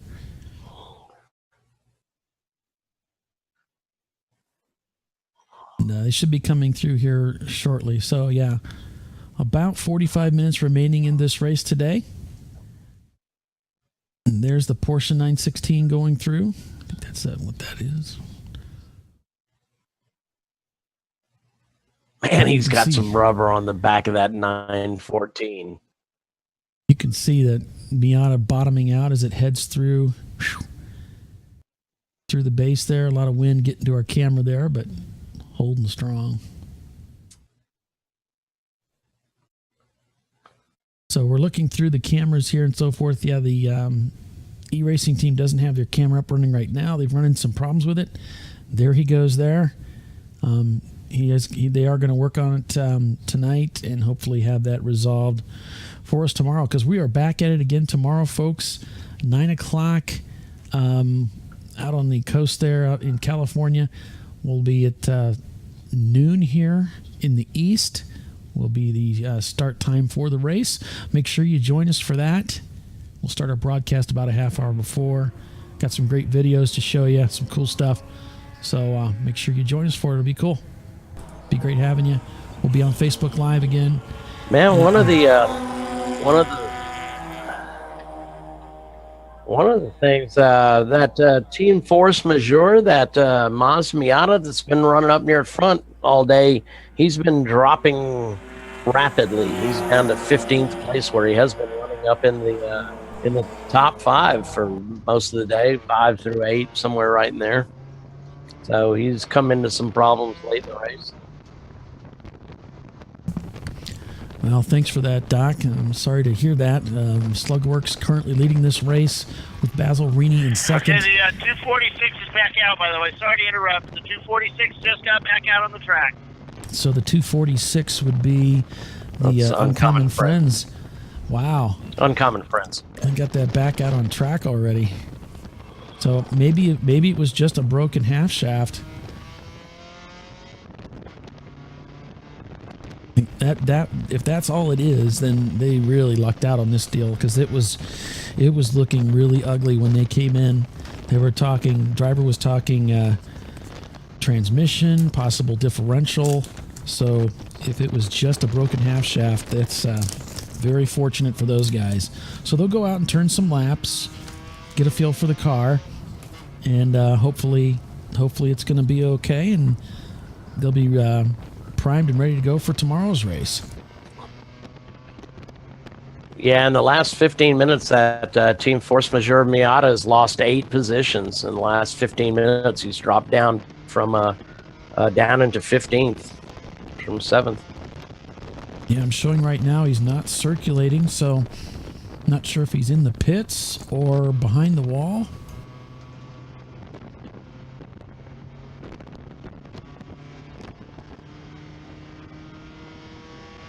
So if you're curious about timing and scoring and wanting to see where your favorite teams are, you can head over to racemonitor.com, and that's race-monitor.com, and check out the Laguna Seca, the Mazda Raceway Laguna Seca race, ChumpCar race.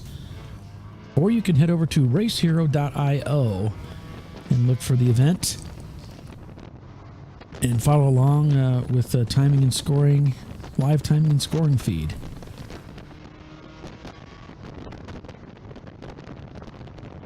We're on board with the No Gray Matter team, currently back in P26. And we don't have a lot of cameras still functioning at this point. We just have, for in-car, that is. We've got the No Gray Matter guys and the Buff Harder guys. So we appreciate you guys, you teams, for letting us ride along with you. Back on board in the Mercedes here. Currently up to P14 now. And they've picked up a spot, not because they're been fast enough to pass, but just because they're hanging in there. The Team Force Majeure has fallen Down to 16th now behind them. Race for Fun, which was up higher in the running order earlier today, have dropped 6 spots since the beginning of this race, find themselves in 15th.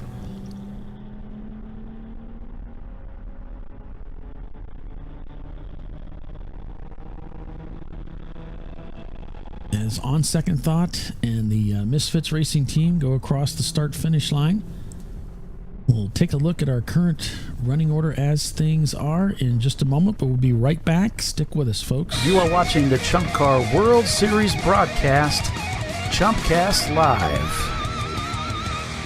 So we are live here at the Willwood Grand Prix with just 39 minutes remaining in today's race unofficially. We have Slugworks Racing leading this race with Basil Weenie Racing in second, Miata Pie in third, Polish Hammer Racing in fourth, the Flying Hawaiians in fifth, Dililium Manshaft in sixth, and Barebones Racing now slips to eighth. We've got Sapline Racing in seventh. So Barebones Racing show not circulating at this time. They may be in the pits, we're not sure. On Second Thought in ninth, and Blown My Wad in 10th. So that's your current running order as it stands unofficially, of course. We're at Mazda Raceway, Laguna Seca. This is day one of our doubleheader, double 7, for the Willwood Grand Prix. So as we conclude here today, we'll have another 7 hours of racing tomorrow. So a lot of great racing to yet to be had this weekend, and a lot of fun to be had as well. It's going to be great, so be sure and stick with us as we go back inside the No Gray Matter Racing team in their Honda CRX. We see a car off, facing the wrong way, driver's left, and I hate to say this, but that looked an awful lot like a 240Z.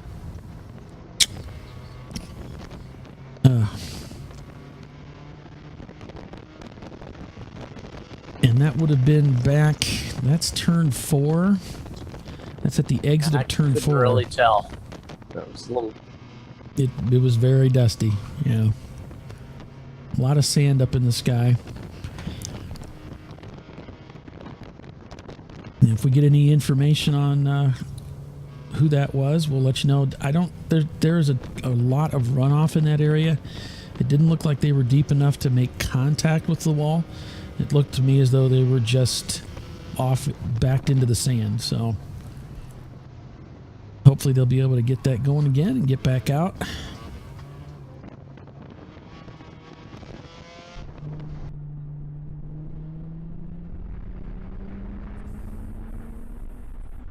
This is up just a little bit further ahead of the car we were just in, heading through turn 11. So we'll ride along with the Buff Harder Racing team here for a little bit, currently in P14, and see if that car was able to get back out there. I saw a thumbs up there. It almost looked like we were yellow, but I'm looking at our screen. I'm seeing cautions out everywhere. That's the second flag stand I've seen a yellow. I'm not seeing doubles. Yeah, we got a yellow on the front straightaway too. Okay. So I'm not sure. I don't think we're full course 11. caution. Okay, so 11 and turn 2. We've got an emergency vehicle at the exit of 3. It's a waving yellow. I don't know why. I haven't heard anything across the radio, so. Okay. Yeah, we've got an EV outside of turn 3. Now, this is the area where we had a car that was off driver's left. I don't see that vehicle there at this time. So if I'm right, if I was right in what I was seeing, looks like they've cleared, but there is some other issue off track there between turns 3 and 4. But we are still green flag racing. They do hot pulls here at Laguna Seca.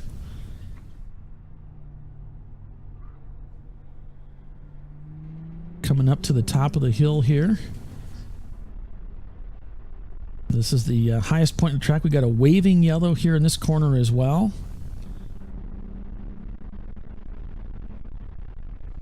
I'm not sure why. I don't see anything through this area. We'll stick with them here.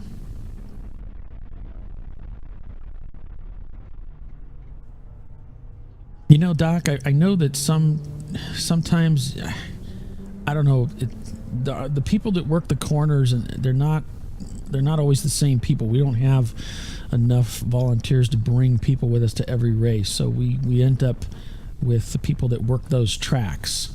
But I've never seen a full course waving yellow. I mean, what is?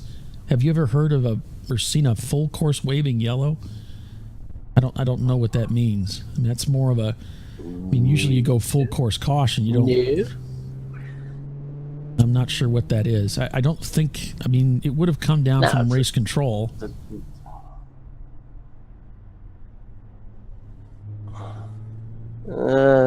Yes. It's the left coast. They do a lot of things strange out there, Paul. Hey, Mike just said somebody was into the wall somewhere. Don't know. I didn't hear it across the radio, but somebody's into the wall somewhere. Okay, so that must be what we're seeing at driver's left here. Between 4 and 5 again. There is a... we had something like that happen here last year when we were here in the fall. There's a spot there at the exit of 3 at the bridge there. There's some concrete there.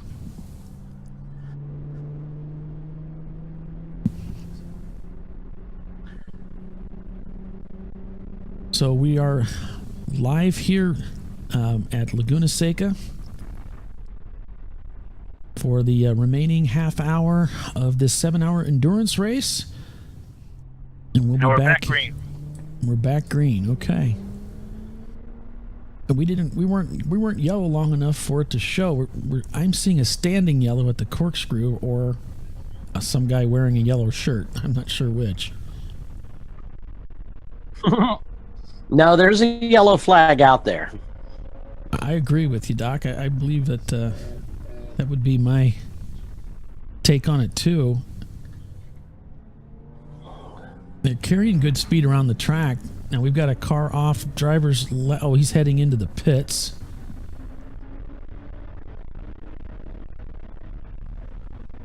But it looks like they're carrying pretty good speed through this section, so... yeah. Now they're up to speed. So that's always good news.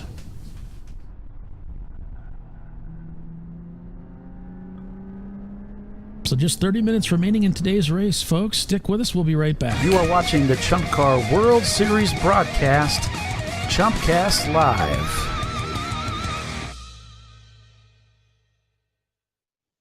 So at this time, as we have just about a half hour remaining in today's race, it is Slugworks and their car leading the way to this race overall, with Basil Weenie in second, Miata Pai in third, Polish Hammer Racing in fourth, and the Flying Hawaiians in fifth.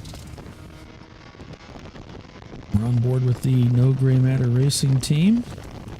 Come on, take care of the sixth place spot. You know you want another shot at that name. What's that? Hey guys, Black Flag just I said, come got on, notified take a that shot at the that 890 sixth car place is going to car. be Black You know Flag. you want another shot. Elon is in that car, and they're saying he's just been driving just a wee bit aggressive. No. It's not the California way, remember that. That's the California way.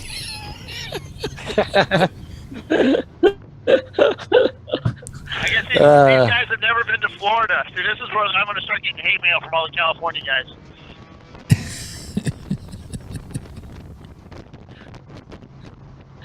Well, I'm just driving like you drive through downtown Miami. It's a slippery racetrack, and he's just probably tossing the corner out a little bit more than they want to see. They're a little concerned. Now, we had a situation like that with a certain professional driver, a very good, well-known driver, who was driving in such a way that, for Chump Car drivers, was a little concerning. We called him in and said, yeah, that's not cool. After not sure where we went. We were accused of being aggressive drivers, and we were just all looking at each other like, wow, we're racing. Trying to come down around the outside here. It's not going to work out. He's trying to keep up his momentum. Yeah. That actually could have cost him a lot. He could have ended up out in the sand there. Fortunately, it didn't go that far. He thought the better of it and pulled out early. So that EV was off to the left here before. Let's see if they've cleared away. Yes, they're no longer in that area.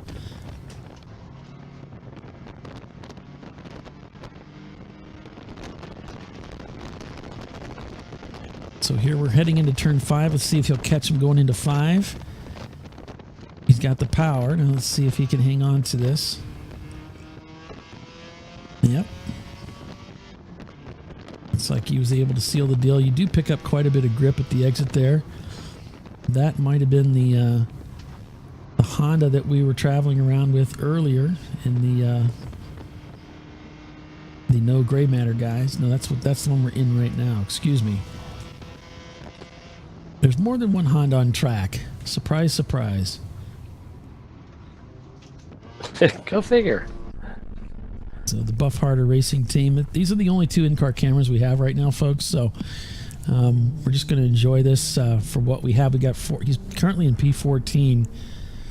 They were in a little bit earlier to service a black flag penalty.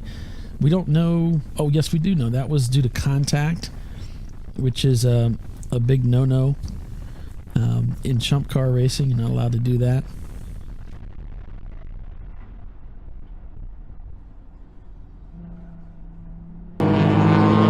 This is live with Bill's camera. This is live with Bill Strong's camera. He's down there. This is turn 11, so he's just at pit in here. You know, another team that we've hey, Paul?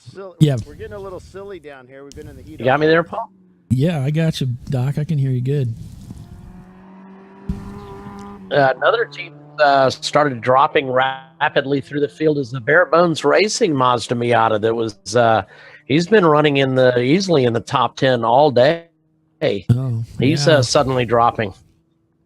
Yeah, I'm looking at him on Race Hero, and he's not showing circulating. Got real quiet over here. I think everybody's packing up. I didn't think. Like packing up as in they're in groups now. Well, that could be, Bill. Could be the case. Here come a pack of them right now. Here comes Elon into pit lane. He was aggressive under the yellow flag. Okay. That was a rather strange yellow flag segment. I still don't really understand. I mean, obviously a waving yellow, you slow down every time you see one, but I've never seen an entire track waved yellow like that. Yeah, I don't understand that. Not that there was anything wrong with it, really. I just didn't understand it. There's those the guys got their car fixed from this morning's incident. Yeah. Still looks actually pretty good. Just put a new bumper on it, bolted it down. Took the hood off. Looking all pretty for tomorrow. Yep.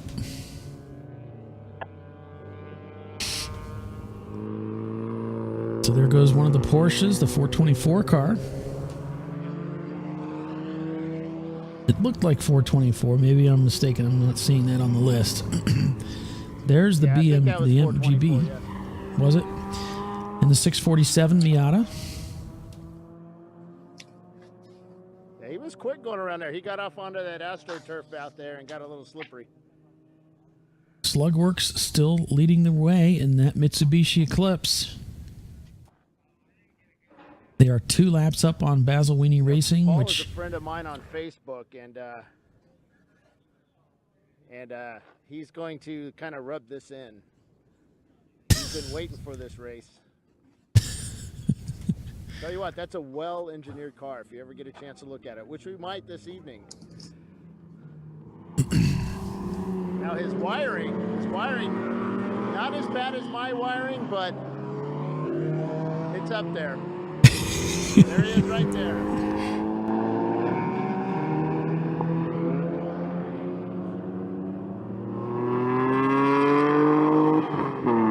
Bill talking about Paul Cruz. There goes the 386 Miata. Big gaggle of cars here. Oh, the 455 trying to cut. He lost it in the corner. Understeered deep into it. That's the Mercedes we've been watching. That Porsche's still running. It's like a small block Porsche.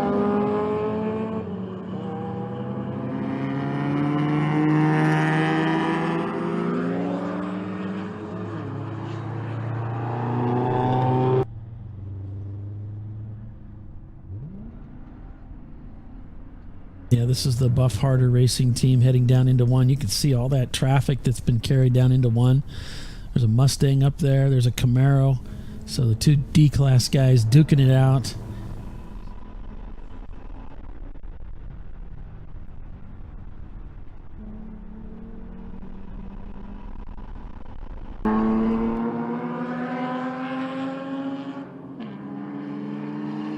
Number 184. I kind of like Elon's car quieter. We should let him know that on Facebook, guys. I'm impressed the exhaust held Might up today. slow him down a little bit in the east. I expected that exhaust to be busted up and off the car, so I'm really glad to see that it held up for him.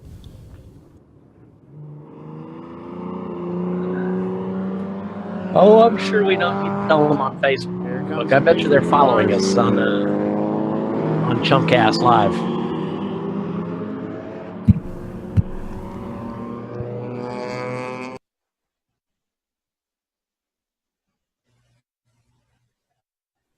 Those E-Racing guys, those guys are media junkies. Whoa, whoa.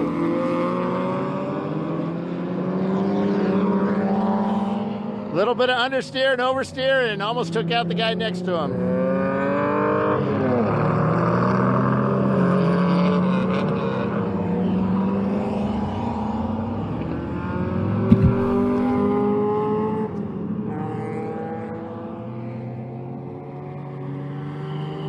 So that car right there has about 10 degrees worth of camber on his front tires.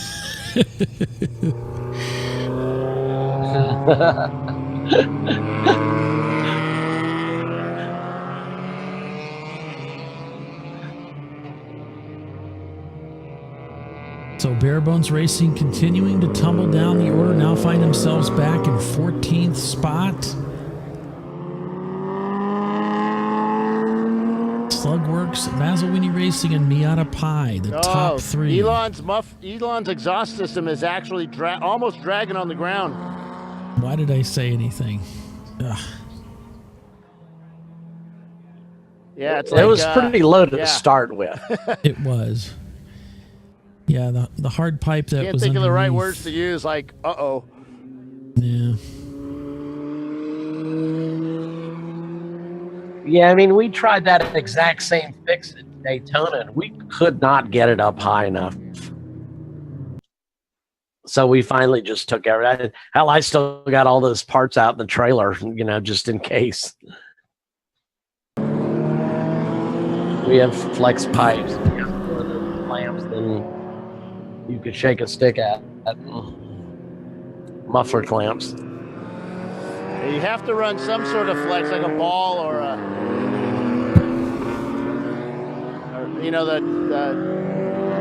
the cheap flex stuff.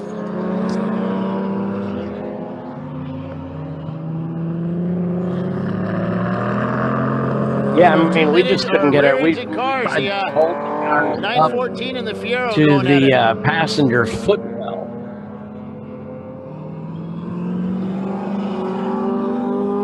That's the mid-engine Mustang right there, with the engine sitting back behind the wheels. Oh, they have the passenger basically sitting in the back seat.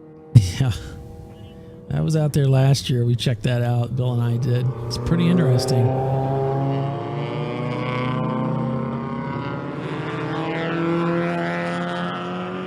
Just 20 minutes remaining in this race today, folks. We are in Northern California at Mazda Raceway, Laguna Seca for the Willwood Grand Prix. 7 hours of racing today, 7 hours of racing again tomorrow.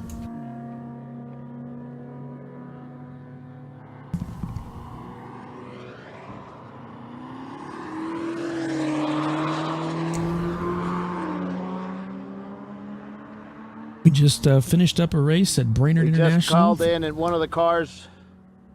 Go ahead, Bill. Tires rubbing on the right side, so they want to bring him in. I don't know what car number, but we'll see him come in here. We'll look at his front. They're afraid the tire might rub and he'll have a blowout at high speeds.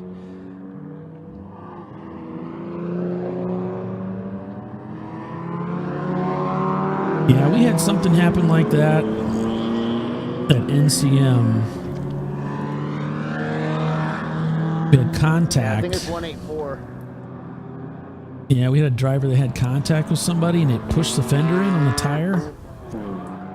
And we didn't notice it until she came in at the end of the race and we saw this nice big gouge dug out of the sidewall where the fender had been rubbing up against the tire. We saw a little bit of smoke behind the car at one point, but we thought it might be oil smoke. We didn't realize it was tire smoke.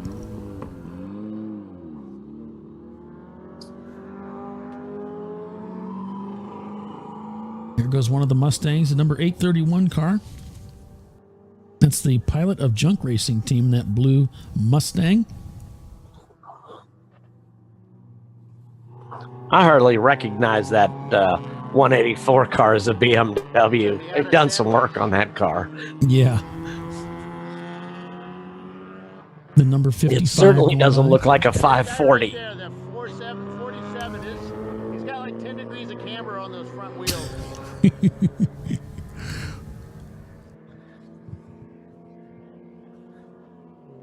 It's like when our doesn't look like any 540 and our tires just flop down.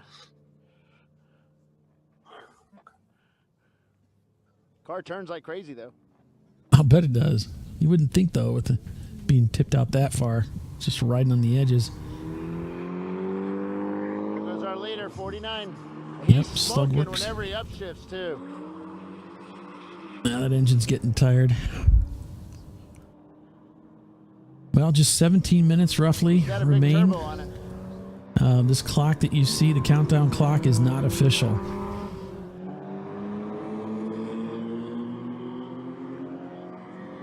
Nor are the results that we post on the broadcast. Those are just what we're getting secondhand, actually. But typically they're accurate. So Paul Veltum, Doc Waldrop, and Bill Strong with you today. Number 178 coming in, the A team. Yeah, he's smoking like crazy, like really bad. Whoa, he's on Looks like fire. he got a too. fire possibly. What's the? Yeah, Mike just set off the fire extinguisher. They're shutting him off. Get him out of the car. Yeah, we got a fire under the car.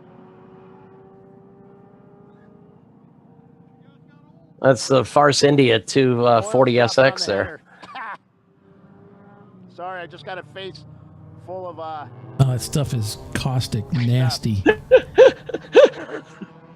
That stuff is the worst. We know what happened, Bill.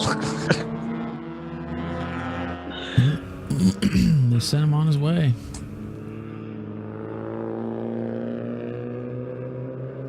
So, yeah, had oil falling out on top Don't of the catch header. fire again. that's odd. They had him refire it and send him on his Did I lose you way. guys? Nope, we got you loud and clear, Bill.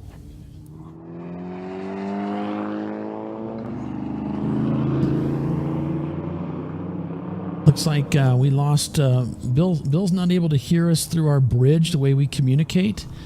The good news is we do have him on the feed. So I'm going to send him a message real quick. I don't know if that'll help him or not. I still don't know what you're All right, I need to redial you up. I lost you. So give me a couple minutes. Let me redial you. Okay, Bill. Why am I answering yes? He can't hear me. All right, so we'll keep an eye on things here. Force of habit. So Buff Harder Racing currently now up to 12th spot. Attrition kicking in for these guys. They're staying out there, and that is paying off for them with dividends. They just crossed the start-finish line. Obviously, our feed's going to be a little bit behind that. They just turned in they're 16 laps down from the next spot, Flying Rabbit. Their fastest lap time, a 1:52. And they just turned in a 1:58.0. Rolling through Andretti Bend here, heading up onto this section that they added back, I believe it was in the late 1980s. Or maybe it was in the 90s. I can't recall now, but this whole section was added to the track, which is really cool. I'm glad they did it. It used to be you'd come off the front straightaway and you'd head right, you'd just go through a little bend and you'd head right up through 5 here, which is where we're heading now. Hi, Bill. Yeah, I believe the reason I did all that was to get certified. Yeah. Control. It slows everybody down and makes the track a lot more interesting. So just 13 minutes from Well, it was mostly to get the required length. Oh. Okay. The required length for a certain event? Yes, for I believe it's for MotoGP. The Porsche just went way off out to the turn 11 there. Yeah, we caught it. Yeah, I remember reading that it was for MotoGP, but I don't remember why. So that could be. I don't think they wrote why. This looks like Doc. This looks like the courses Fiero have to be a certain length in order. Yeah, it looks like the Fiero. This is the Willwood Fiero that's coming into the pits here. We'll keep an eye on this. If I'm right, yeah, it looks this like would be a surprise because everybody got they're not ready for this. Something's up. Well, there's only 12 minutes remaining in the race. It looks like they're going to do some fuel. They're going to do a fuel stop. Wow. So maybe they're going to do a splash and go. I don't see the driver getting out. That sucks. Yeah. You can't do a splash and go. There is no such thing. It's 5 minutes. Well, I mean, it's you take fuel in 5 minutes. Yeah, but I mean, it's they're not gonna fill it at this point. Why not? You might as well. Well, wait. I mean, why would you want to do that? Well, I don't know. Just you got your gear on already. Put 5 gallons in it and send them out there.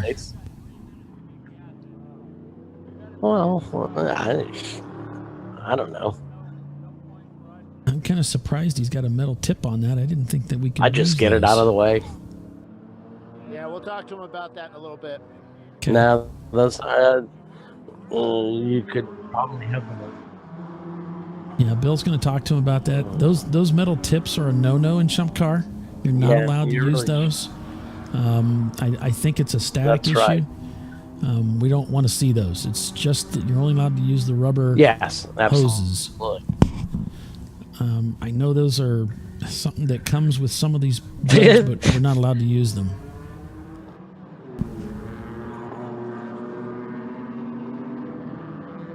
So he just did a little splash and dash, but he's not going to be able to do the dash part, unfortunately.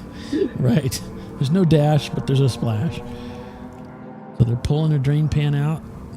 Apparently it didn't have anything in it. So Derek Williams on Facebook asking if Bill has wrecked anybody today, and no, he has not. Bill, Derek. John pointed out where there's Bill, there is fire. So. All right, they're going to send him out. On deployment right now, somewhere in Louisiana, playing Army Man.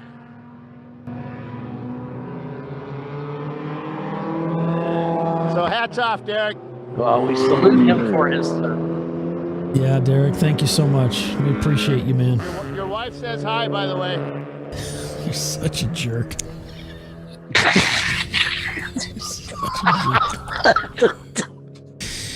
I'm sorry about that, Derek. We can't take Bill anywhere.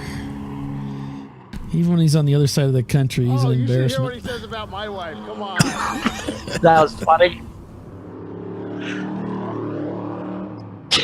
And my daughter. 10-minute warning, guys. 10-minute warning. He's waiting. He says I have to worry in about 5 years. God.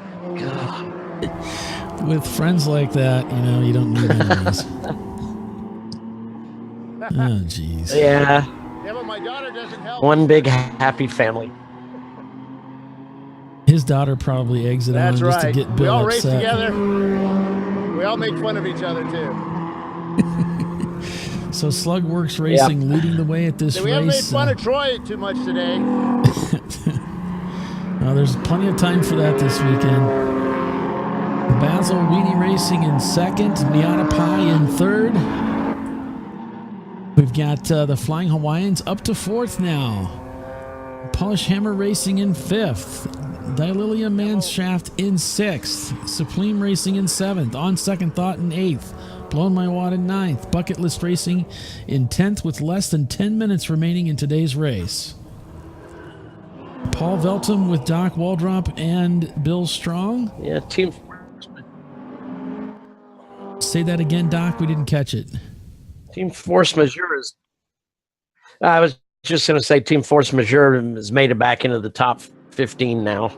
So we'll try and maybe get a report out of Bill or somewhere about what happened to them. They had two cars. The 330 team, Bare Bones Racing, ran in the top 10 easily all day. They dropped as well as the Bare Bones Racing. Team Force Majeure. Both of those teams dropped within the last half an hour out of the top 10. Yeah, the Majeure team that are currently in 15th, Bill, he was talking about, it's the number 386 car. This is a 94 Miata. That narrows it down. Yeah, Bare Bones Racing is another Miata 330. Is that the green one? It doesn't say what color it is. I don't know.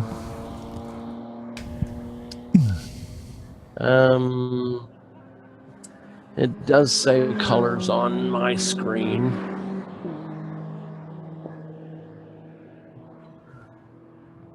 .386 Team Force Majeure is a red Miata. There is a black Miata.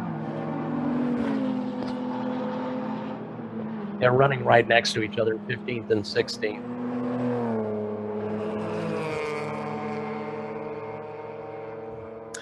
But yeah, Race Monitor has their basic colors listed next to their car.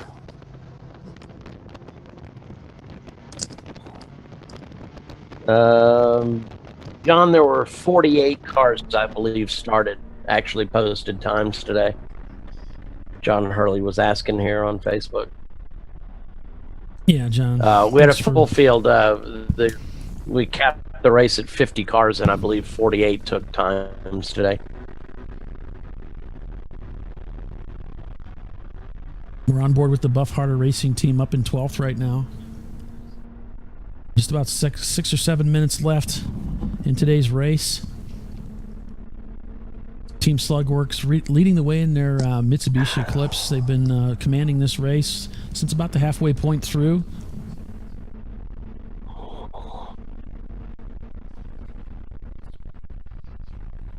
It's been a tough day of racing for the E30. Yeah, they've only given up.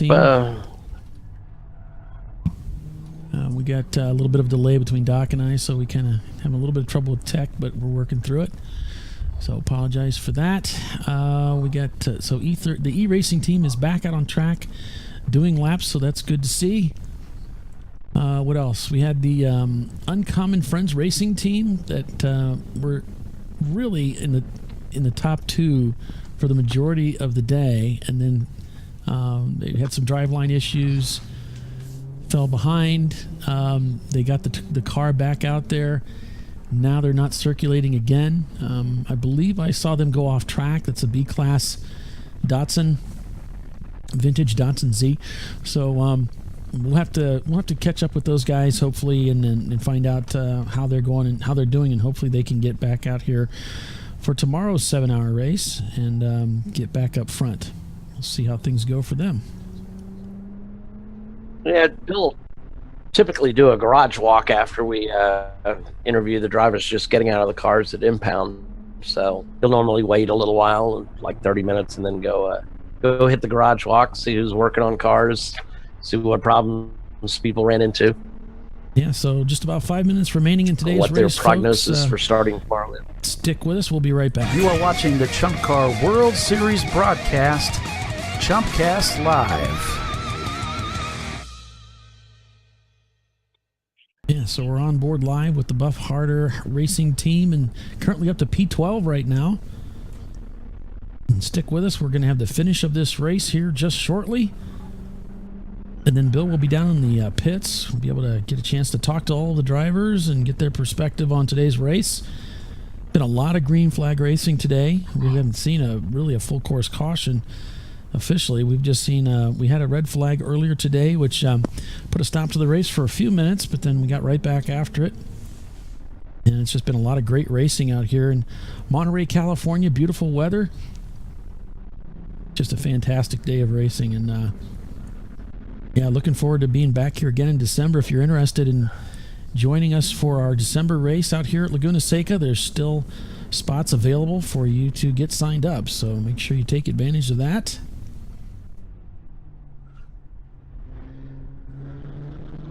But there's still racing going on out here on the track. You can see we're facing off the with this MR2 versus the Mercedes. Let's see what happens when they get onto the front straightaway.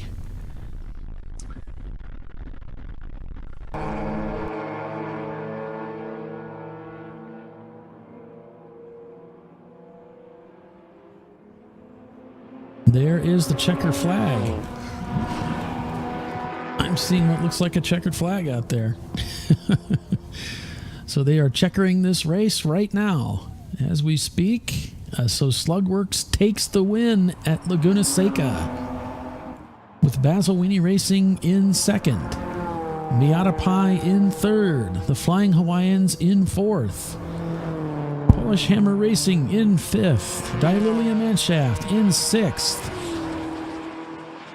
We got Sapline Racing in seventh, On Second Thought in eighth, Blowing My Wad in ninth, Bucket List Racing in 10th, Flying Rabbit in 11th, Bluff Harder Racing in 12th, Team Blackbird in 13th, Race for Fun in 14th, and Team Force Majeure in 15th.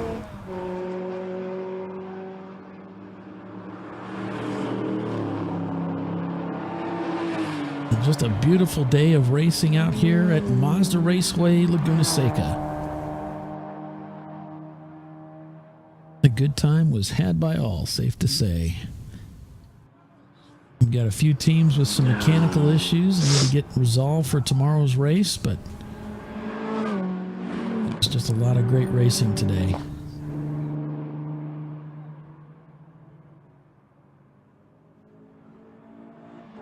So stick with us, folks, as we finish up here. We will have driver interviews with the teams. Bill will be back to pick up his camera, and we'll go through and do those.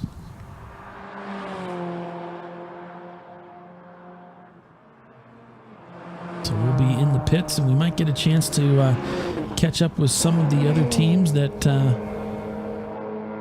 are currently behind the wall working on their cars. So stay close to your mobile devices and your computers for our Facebook feed.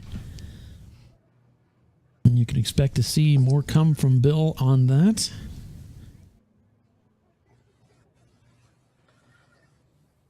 So as the cars continue to circulate around the track, we'll go through the running order. We'll take a look at everything, both overall and by class.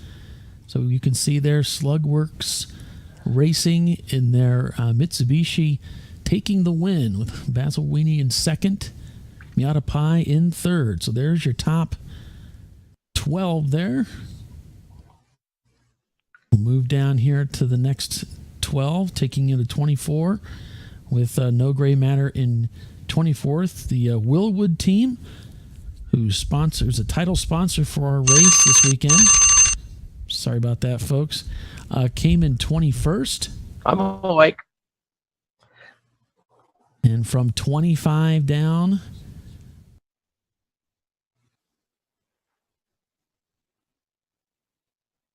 what else do we have? We have Open Source Autosport in 29th. We've got SOCOM in 33rd. Late Apex in 35th. The e-racing guys were shown as circulating at the end of the race in 36th spot.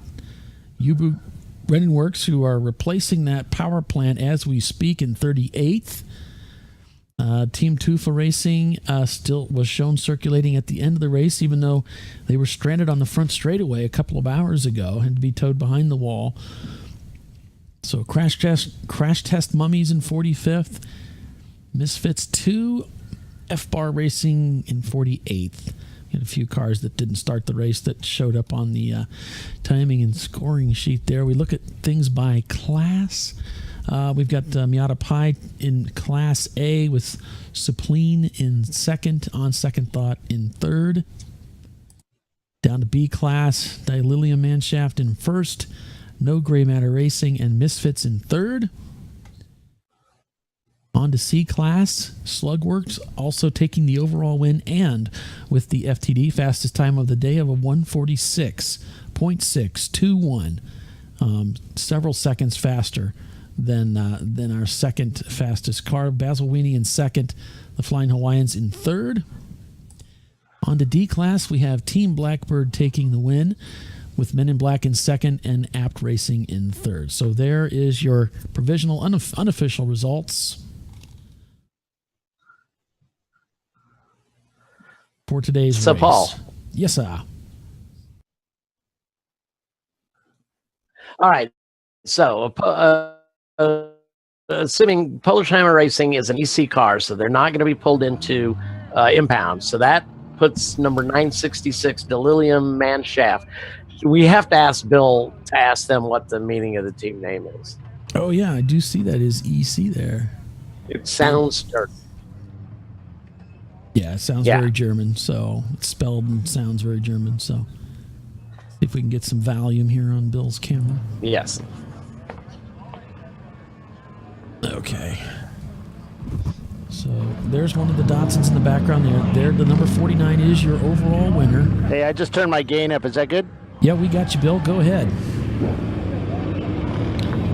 Oh, no, not yet. Let these guys get their cars up in the air, get their owners. Like Paul Cruz still has to get his paperwork together. I don't think he planned on winning.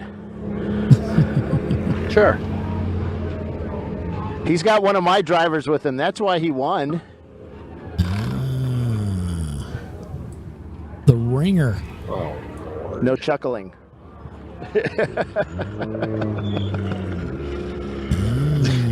Too late. Yeah, their last driver. He races for me when we go up in the Northeast. He's really freaking fast.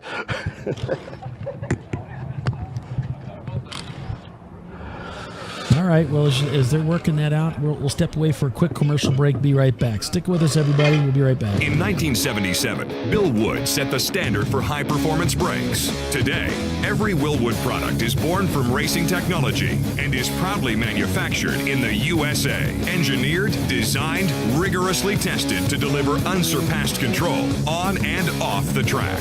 Whether it's for cruising or absolute performance, Willwood has an application for the ultimate stopping experience. Race proven, street ready. Drive Willwood.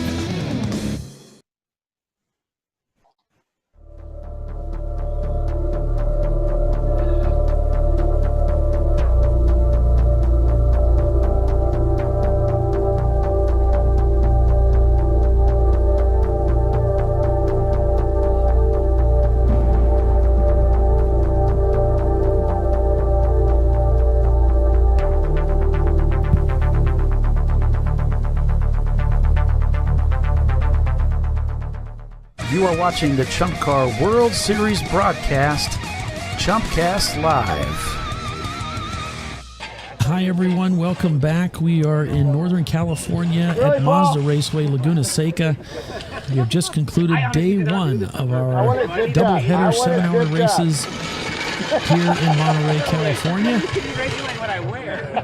We are on pit road here for impound as the teams get the cars up in the air and go through the process of inspection. Paul Velton with Doc Waldrop and Bill Strong. Paul's wearing a WRL shirt. Oh, great. Nice. Paul Cruz, congratulations, man. How was that for your first win ever? It was pretty good. I feel like there was a lot of luck involved. Was that your first win ever? With my own car, yeah. Well, yeah. Yeah. Hard, huh? It's very difficult, yeah. I feel like the car's going to fall apart at the seams now. It was smoking going down the straightaway on upshifts. I know. So I started checking the oil and realized we're losing oil. So Could have been your last driver, though. Yeah, he's pretty hard in the car. Yeah, he's pretty good. He races for me, too. So. Yeah, but he can't seem to make his radio setup work. His earbuds came out and he was just talking at us, but he couldn't hear me. I can't hear you, even though I'm right next to you. So, tell us about the car, man. The car's a 92 Eclipse. It's a former stage rally car. It's really beat up. Required extensive reworking, but it's been a very fun car to drive. It's a little difficult to get it reliable and keep it reliable. How many races have you done with it? 5. I think this is the 5th. Yeah. So you guys came from a long way, right? Arizona? Yeah, I'm in Yuma, and all 3 of my drivers came from Minneapolis. Yeah. So how'd you do it, man, with the Mitsubishi? I've been in these cars a long time. There's a lot of tricks that you have to pick up on to make them last, and I think I've picked up on most of them. It's key to know what you're racing. I think it just goes with that theme.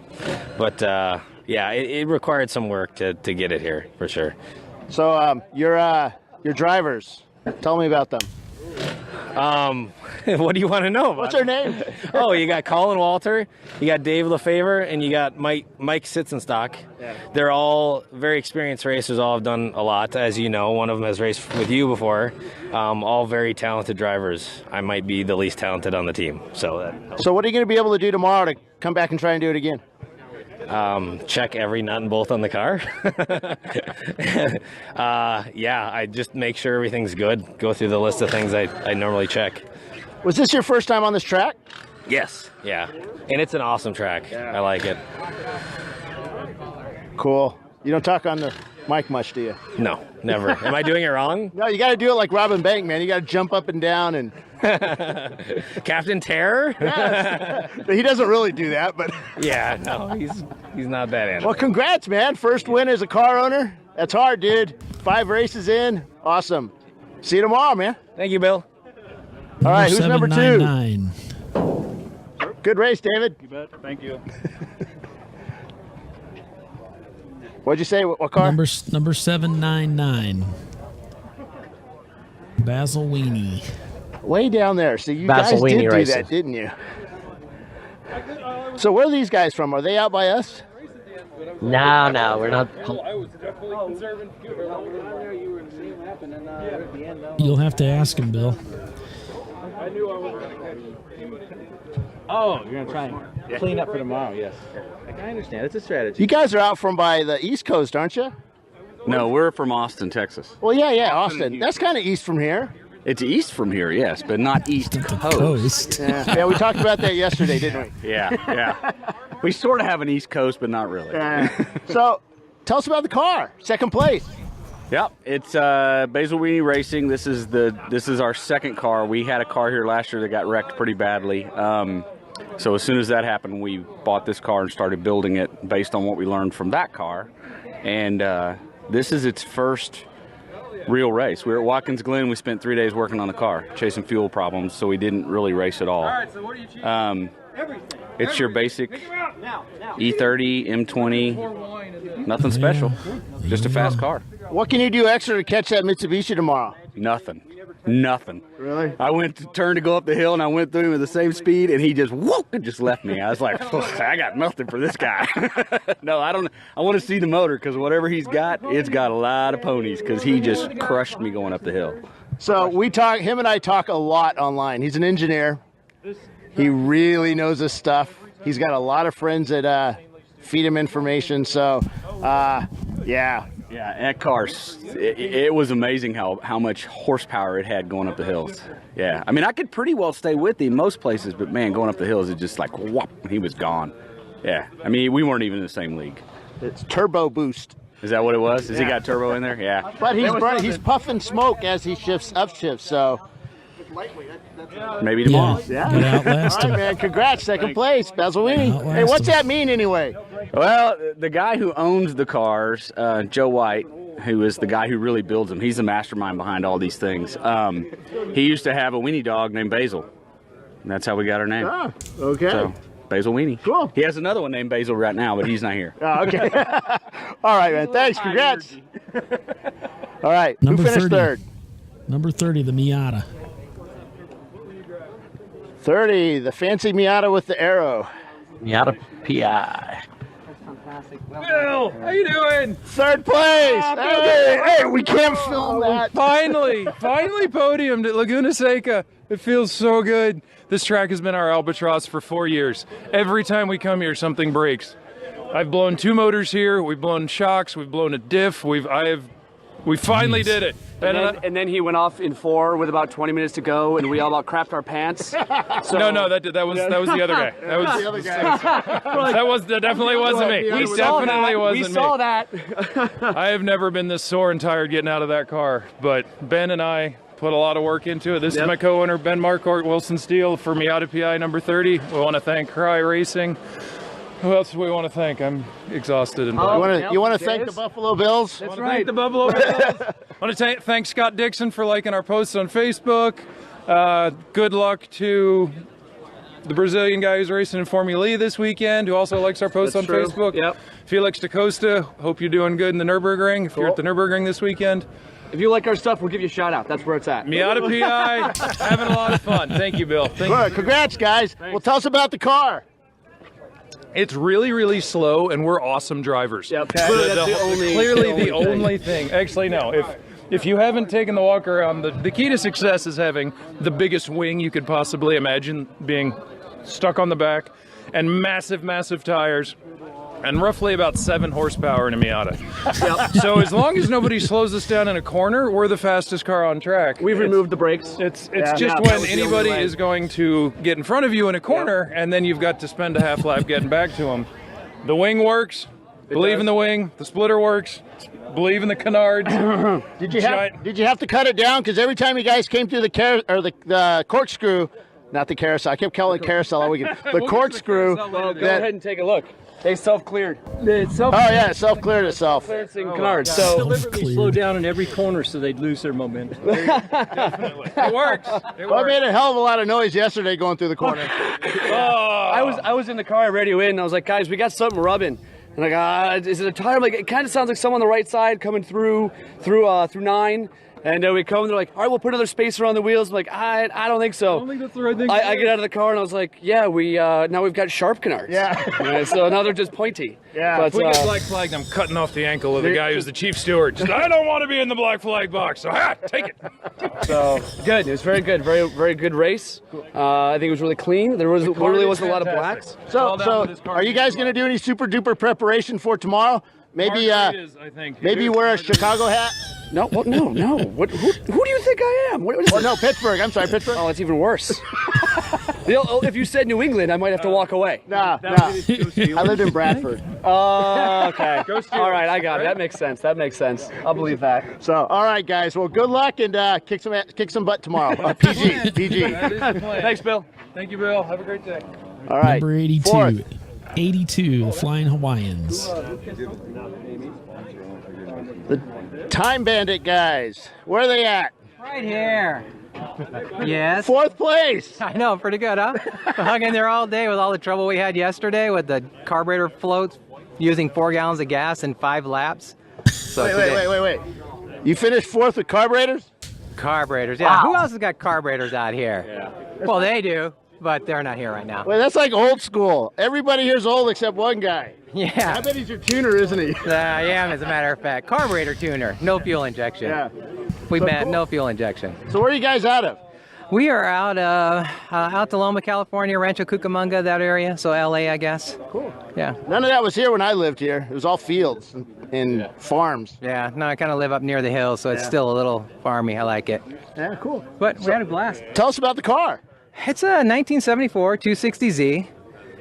Over the last 5 years, we just keep making it a little bit faster and a little bit faster, and finally went to those triple carburetors, and that kind of did the trick to keep us competitive. So it's just not a whole bunch more we can do to it. I'm sure I can find something, but catch more crab with it. Yeah, we catch a little flack for that, but you know what? That's why they got to stay. Hey, it got you on the podium. Yeah. So cool. Someday if we do bad, we'll get rid of them. But now they're kind of a good luck. What can you guys do any different tonight to get the car prepped for tomorrow to catch these guys in front of you? I don't know. You just really go have some margaritas. Yeah, that's the way to do it. Congrats, man. Have fun, man. Yeah, thank you. So you guys got a lot of women around here, right? Yeah, lots of them. Yeah. Well, fans? They got the RV. Oh, okay. There you go. All right, guys. Congrats, man. See you later. All right, so and I bet 966, right? Yeah, Dilillium Manshaft. Have to ask him about that name, Bill. Yep. Find out what that's. What's all their about. name? I don't know about the name. Dilillium Manshaft. It's like some Is this kind your of car? German thing. That's my car. Lillian. The Lilium Mannschaft. What is it? Everybody wants to know, for real. It means the Team Lily. Team Lily in German. Oh, okay. Team Lily in German, guys. So tell us about the car.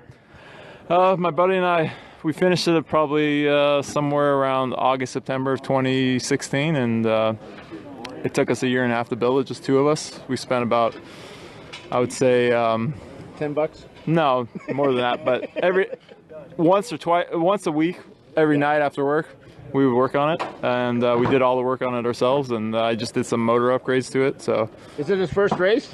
No. We podiumed in their first race in Fontana of October 2016. We did this year. We've done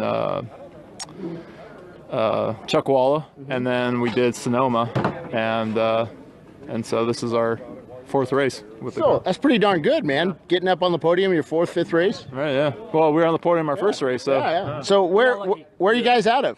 LA. So. LA's a big place. Well, I'm in Granada Hills in the San Fernando Valley, and he's like Culver City area. Yeah, Culver. Right, cool. Yeah. So what do you guys have for these guys up front? Not much. They got a lot more power. Yeah, I mean, yeah, as I went down the line, everybody kept saying that guy up there has way too much power for what it is. So. Yeah, I mean, we're looking at the 246Z car, and I mean he's a B class car too, and he just pulls away like we're standing still. 10 laps ahead of us. Yeah. So I like. Too bad he had a mechanical. Yeah. Too bad. Too bad. Too bad. So, yeah, we just got lucky today. I mean, attrition, That's... This guy works a lot of hours on this car, and it runs great. I mean, he puts the time in, and we've never had it break down, really. I don't think it's ever broken down. No. We've had some incidents where we had to fix the car, but it wasn't because it was mechanical. Yeah. VR6? No, that's a 2 point slow, as they call it. Oh, 2 point slow, okay. Yeah. But, it's funny because some of those really high winding engines and stuff, they use a lot of fuel. Were you able to get some more laps out of the car than other guys? I mean, we came in, tank. We've been putting 10 gallons in a time. We did 3 stops, and we put 10 gallons in a time, and we don't run out. We are the only front-wheel drive car here, I think. In the top five, so we like that. Yeah. Congrats, guys. Thank you. Kick some butt tomorrow, man. Yep. Great. Cool. Yeah, thank you. All right, we'll go down here and take a look at these cars while you guys talk away. We're going to send it back to you. I got to go collect my cameras, and we will see you guys tomorrow morning. All right, Bill. Thanks a lot. Appreciate that. Make sure you talk to E-Racing. Looks like they're right behind you there. So, cool. All right, folks. So that's you want me to go talk to them? Yeah, if you got a minute. I don't know how busy you are, but they're right behind those guys. Nah, I'm not busy. I get paid by the hour. Okay. There's the sky in California. Get paid? Wait a minute. Yeah.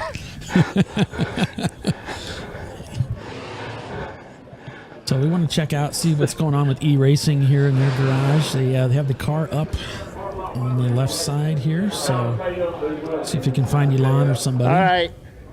We're live. We're live. Yeah, okay. You have to do that. Yeah. So Elon got pulled in for being wild and crazy. Yeah, we told him, or he told us we couldn't break a 55. So he went out there, did his first 3 laps at 54, and then he was trying to break 50, and now he's depressed. He's sad. Well, the funny part was that he was called in for aggressive driving under a yellow. He said they say he was too close to the safety vehicle. His defense was, I saw it the first time I went by it. So they got to talk to him. He's pretty upset now. Is he? Where is he? Is he crying? Oh. What's up, Bill? So they said that you wouldn't let him go out and do like sub 155s, right? So as a team owner, I do the same thing, so, but then you go out and do like a 154. Owner's prerogative? No, it was the end of the race, so, but I had to lift even for that one. We wanted to keep it, and that's what we said the goal for the weekend, so that's what we did, But he ended up with a 52.8. Yeah. Well, the last 10 minutes is allowed to push a little bit to see what she got, And he but... saw 150 on the predictive, but blew the last corner. Tomorrow you're going down. So was that 150 caught like turn 1? So you got it sideways a lot. I actually have some really good film. I stopped the feed so we can look at it later. Yeah, we lost the splitter and made the car, it's amazing the difference, made the car push. Don't tell him that. Tell him splitters are bad.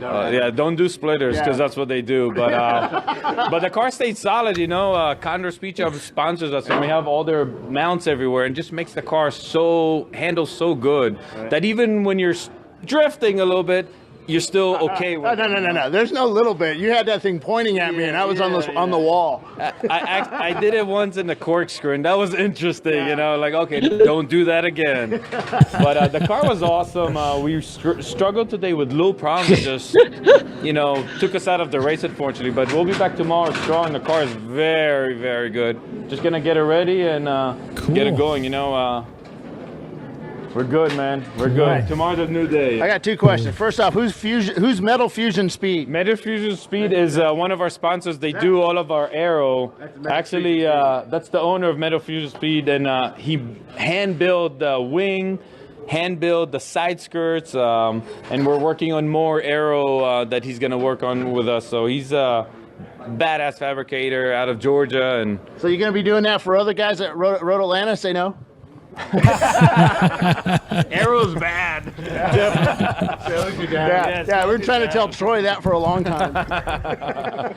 But it works. It works really good. I like the look of it, but it really works, and we lost the splitter and just changed the car completely, a little piece of wood. You just keep talking about don't talk about stuff like this. But we have a really good guy at home that cuts our splitter on CNC, Miguel, and he just See, wait, you don't use like the fiber or the Lowe's home improvement with a jigsaw? Yeah, exactly. That's what we do.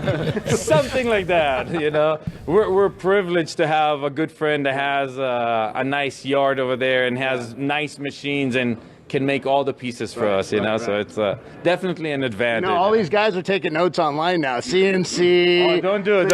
It's bad. It's very expensive. All right, I've got all of this.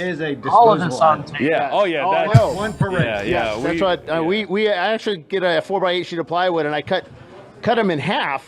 The splitter, and then I can replace whatever, because I actually wore ours here so sharp it could cut paper. Well, we killed our splitter at Daytona with a few weeks ago. Yeah, or Charlotte, we did that too. You might need that out here for a few of the squirrels. Yeah, no kidding, decapitated squirrels. We put the splitter on. Can't do that in California though. Sunday night we put the splitter on, and we left Monday for the long 3,000. And usually he cuts a few for us, like you said, and shove them in a trailer. But we're gonna put it back on, There's a Home Depot around here, right? Oh no, the splitter's intact. It just some of the nuts got shaved. Yeah. So we're just gonna change the mechanism and put it back on. It's in great. You gotta raise it up in the air like a 4-wheel drive. So how was your trip out here from Florida, man? Because that's a pretty insane trip. Oh, it was amazing. It was 3 of us. Zach was with us and Bubba, and we did 3,000 miles basically nonstop. Had 3 flats, but it didn't stop us. We did 4-minute pit stops for the tire trailer. It was magical, and we just had fun, blasting music and just riding until we made it over here. And we were staying in a house over here that's on top of the hill. Beautiful. Yeah, I think you stole our house. That's probably it. With the labels everywhere? Yeah. Oh, that's it? Yeah. Wasn't happy about that. Oh, Mike called up and says, somebody's taking it already. They booked it so early. They booked it so early that they're leaving tomorrow early because they didn't know the schedule, But beautiful house. Yeah. And, I mean, we're having the best time ever. Yesterday was interesting with the sound, but we made it happen too. Right. Today was interesting, but tomorrow we're going to come back strong like E-Racing does and push, Cool. Yeah, man. Empanadas this weekend? You didn't have empanadas on Friday? Oh, yeah, we had on Friday. Unfortunately, wifey couldn't make it, She always hooks us up. She made 60. What? 60 for this event, and they were delicious. Chicken. Yeah. E is for empanadas, That's what it stands for. But, yeah, we'll be there at Sebring next with Chump, and we'll have a nice meal for everybody. We're already working on a menu. Cool, awesome. I love it when there's menus. My wife might even come down for that one. Tell her to come on by. That's our home track, So he's still struggling with that wheel over there. What's going on, Bubba? What's going on with the rent, bro? All right, guys. Good luck tomorrow. Thank you. Thanks, Bill. All right, back to you guys. I got to go collect cameras. All right. Thanks so much for that, Bill. That was enlightening. It was pretty cool. All right, folks. So, we've got another race lined up for tomorrow, starting at we'll be on the air about a half an hour before the race begins, so you can check that out with us. And so that would be 11:30. We'll be on the air for here on the east. And if you're out west there, local time, it'll be around 8:30 in the morning. So that's going to do it for us for today, folks. Thanks so much for joining us. We'll see you next time tomorrow morning. So see you then. Thank you.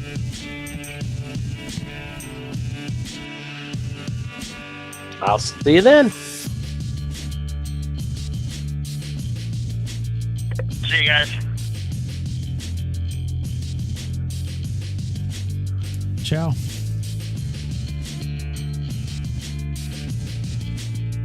Doodles. I gotta go pick up my son. Otherwise, I'd sit and chat. Funny. Just do it in the car, man. Put us on speaker. Yeah. Where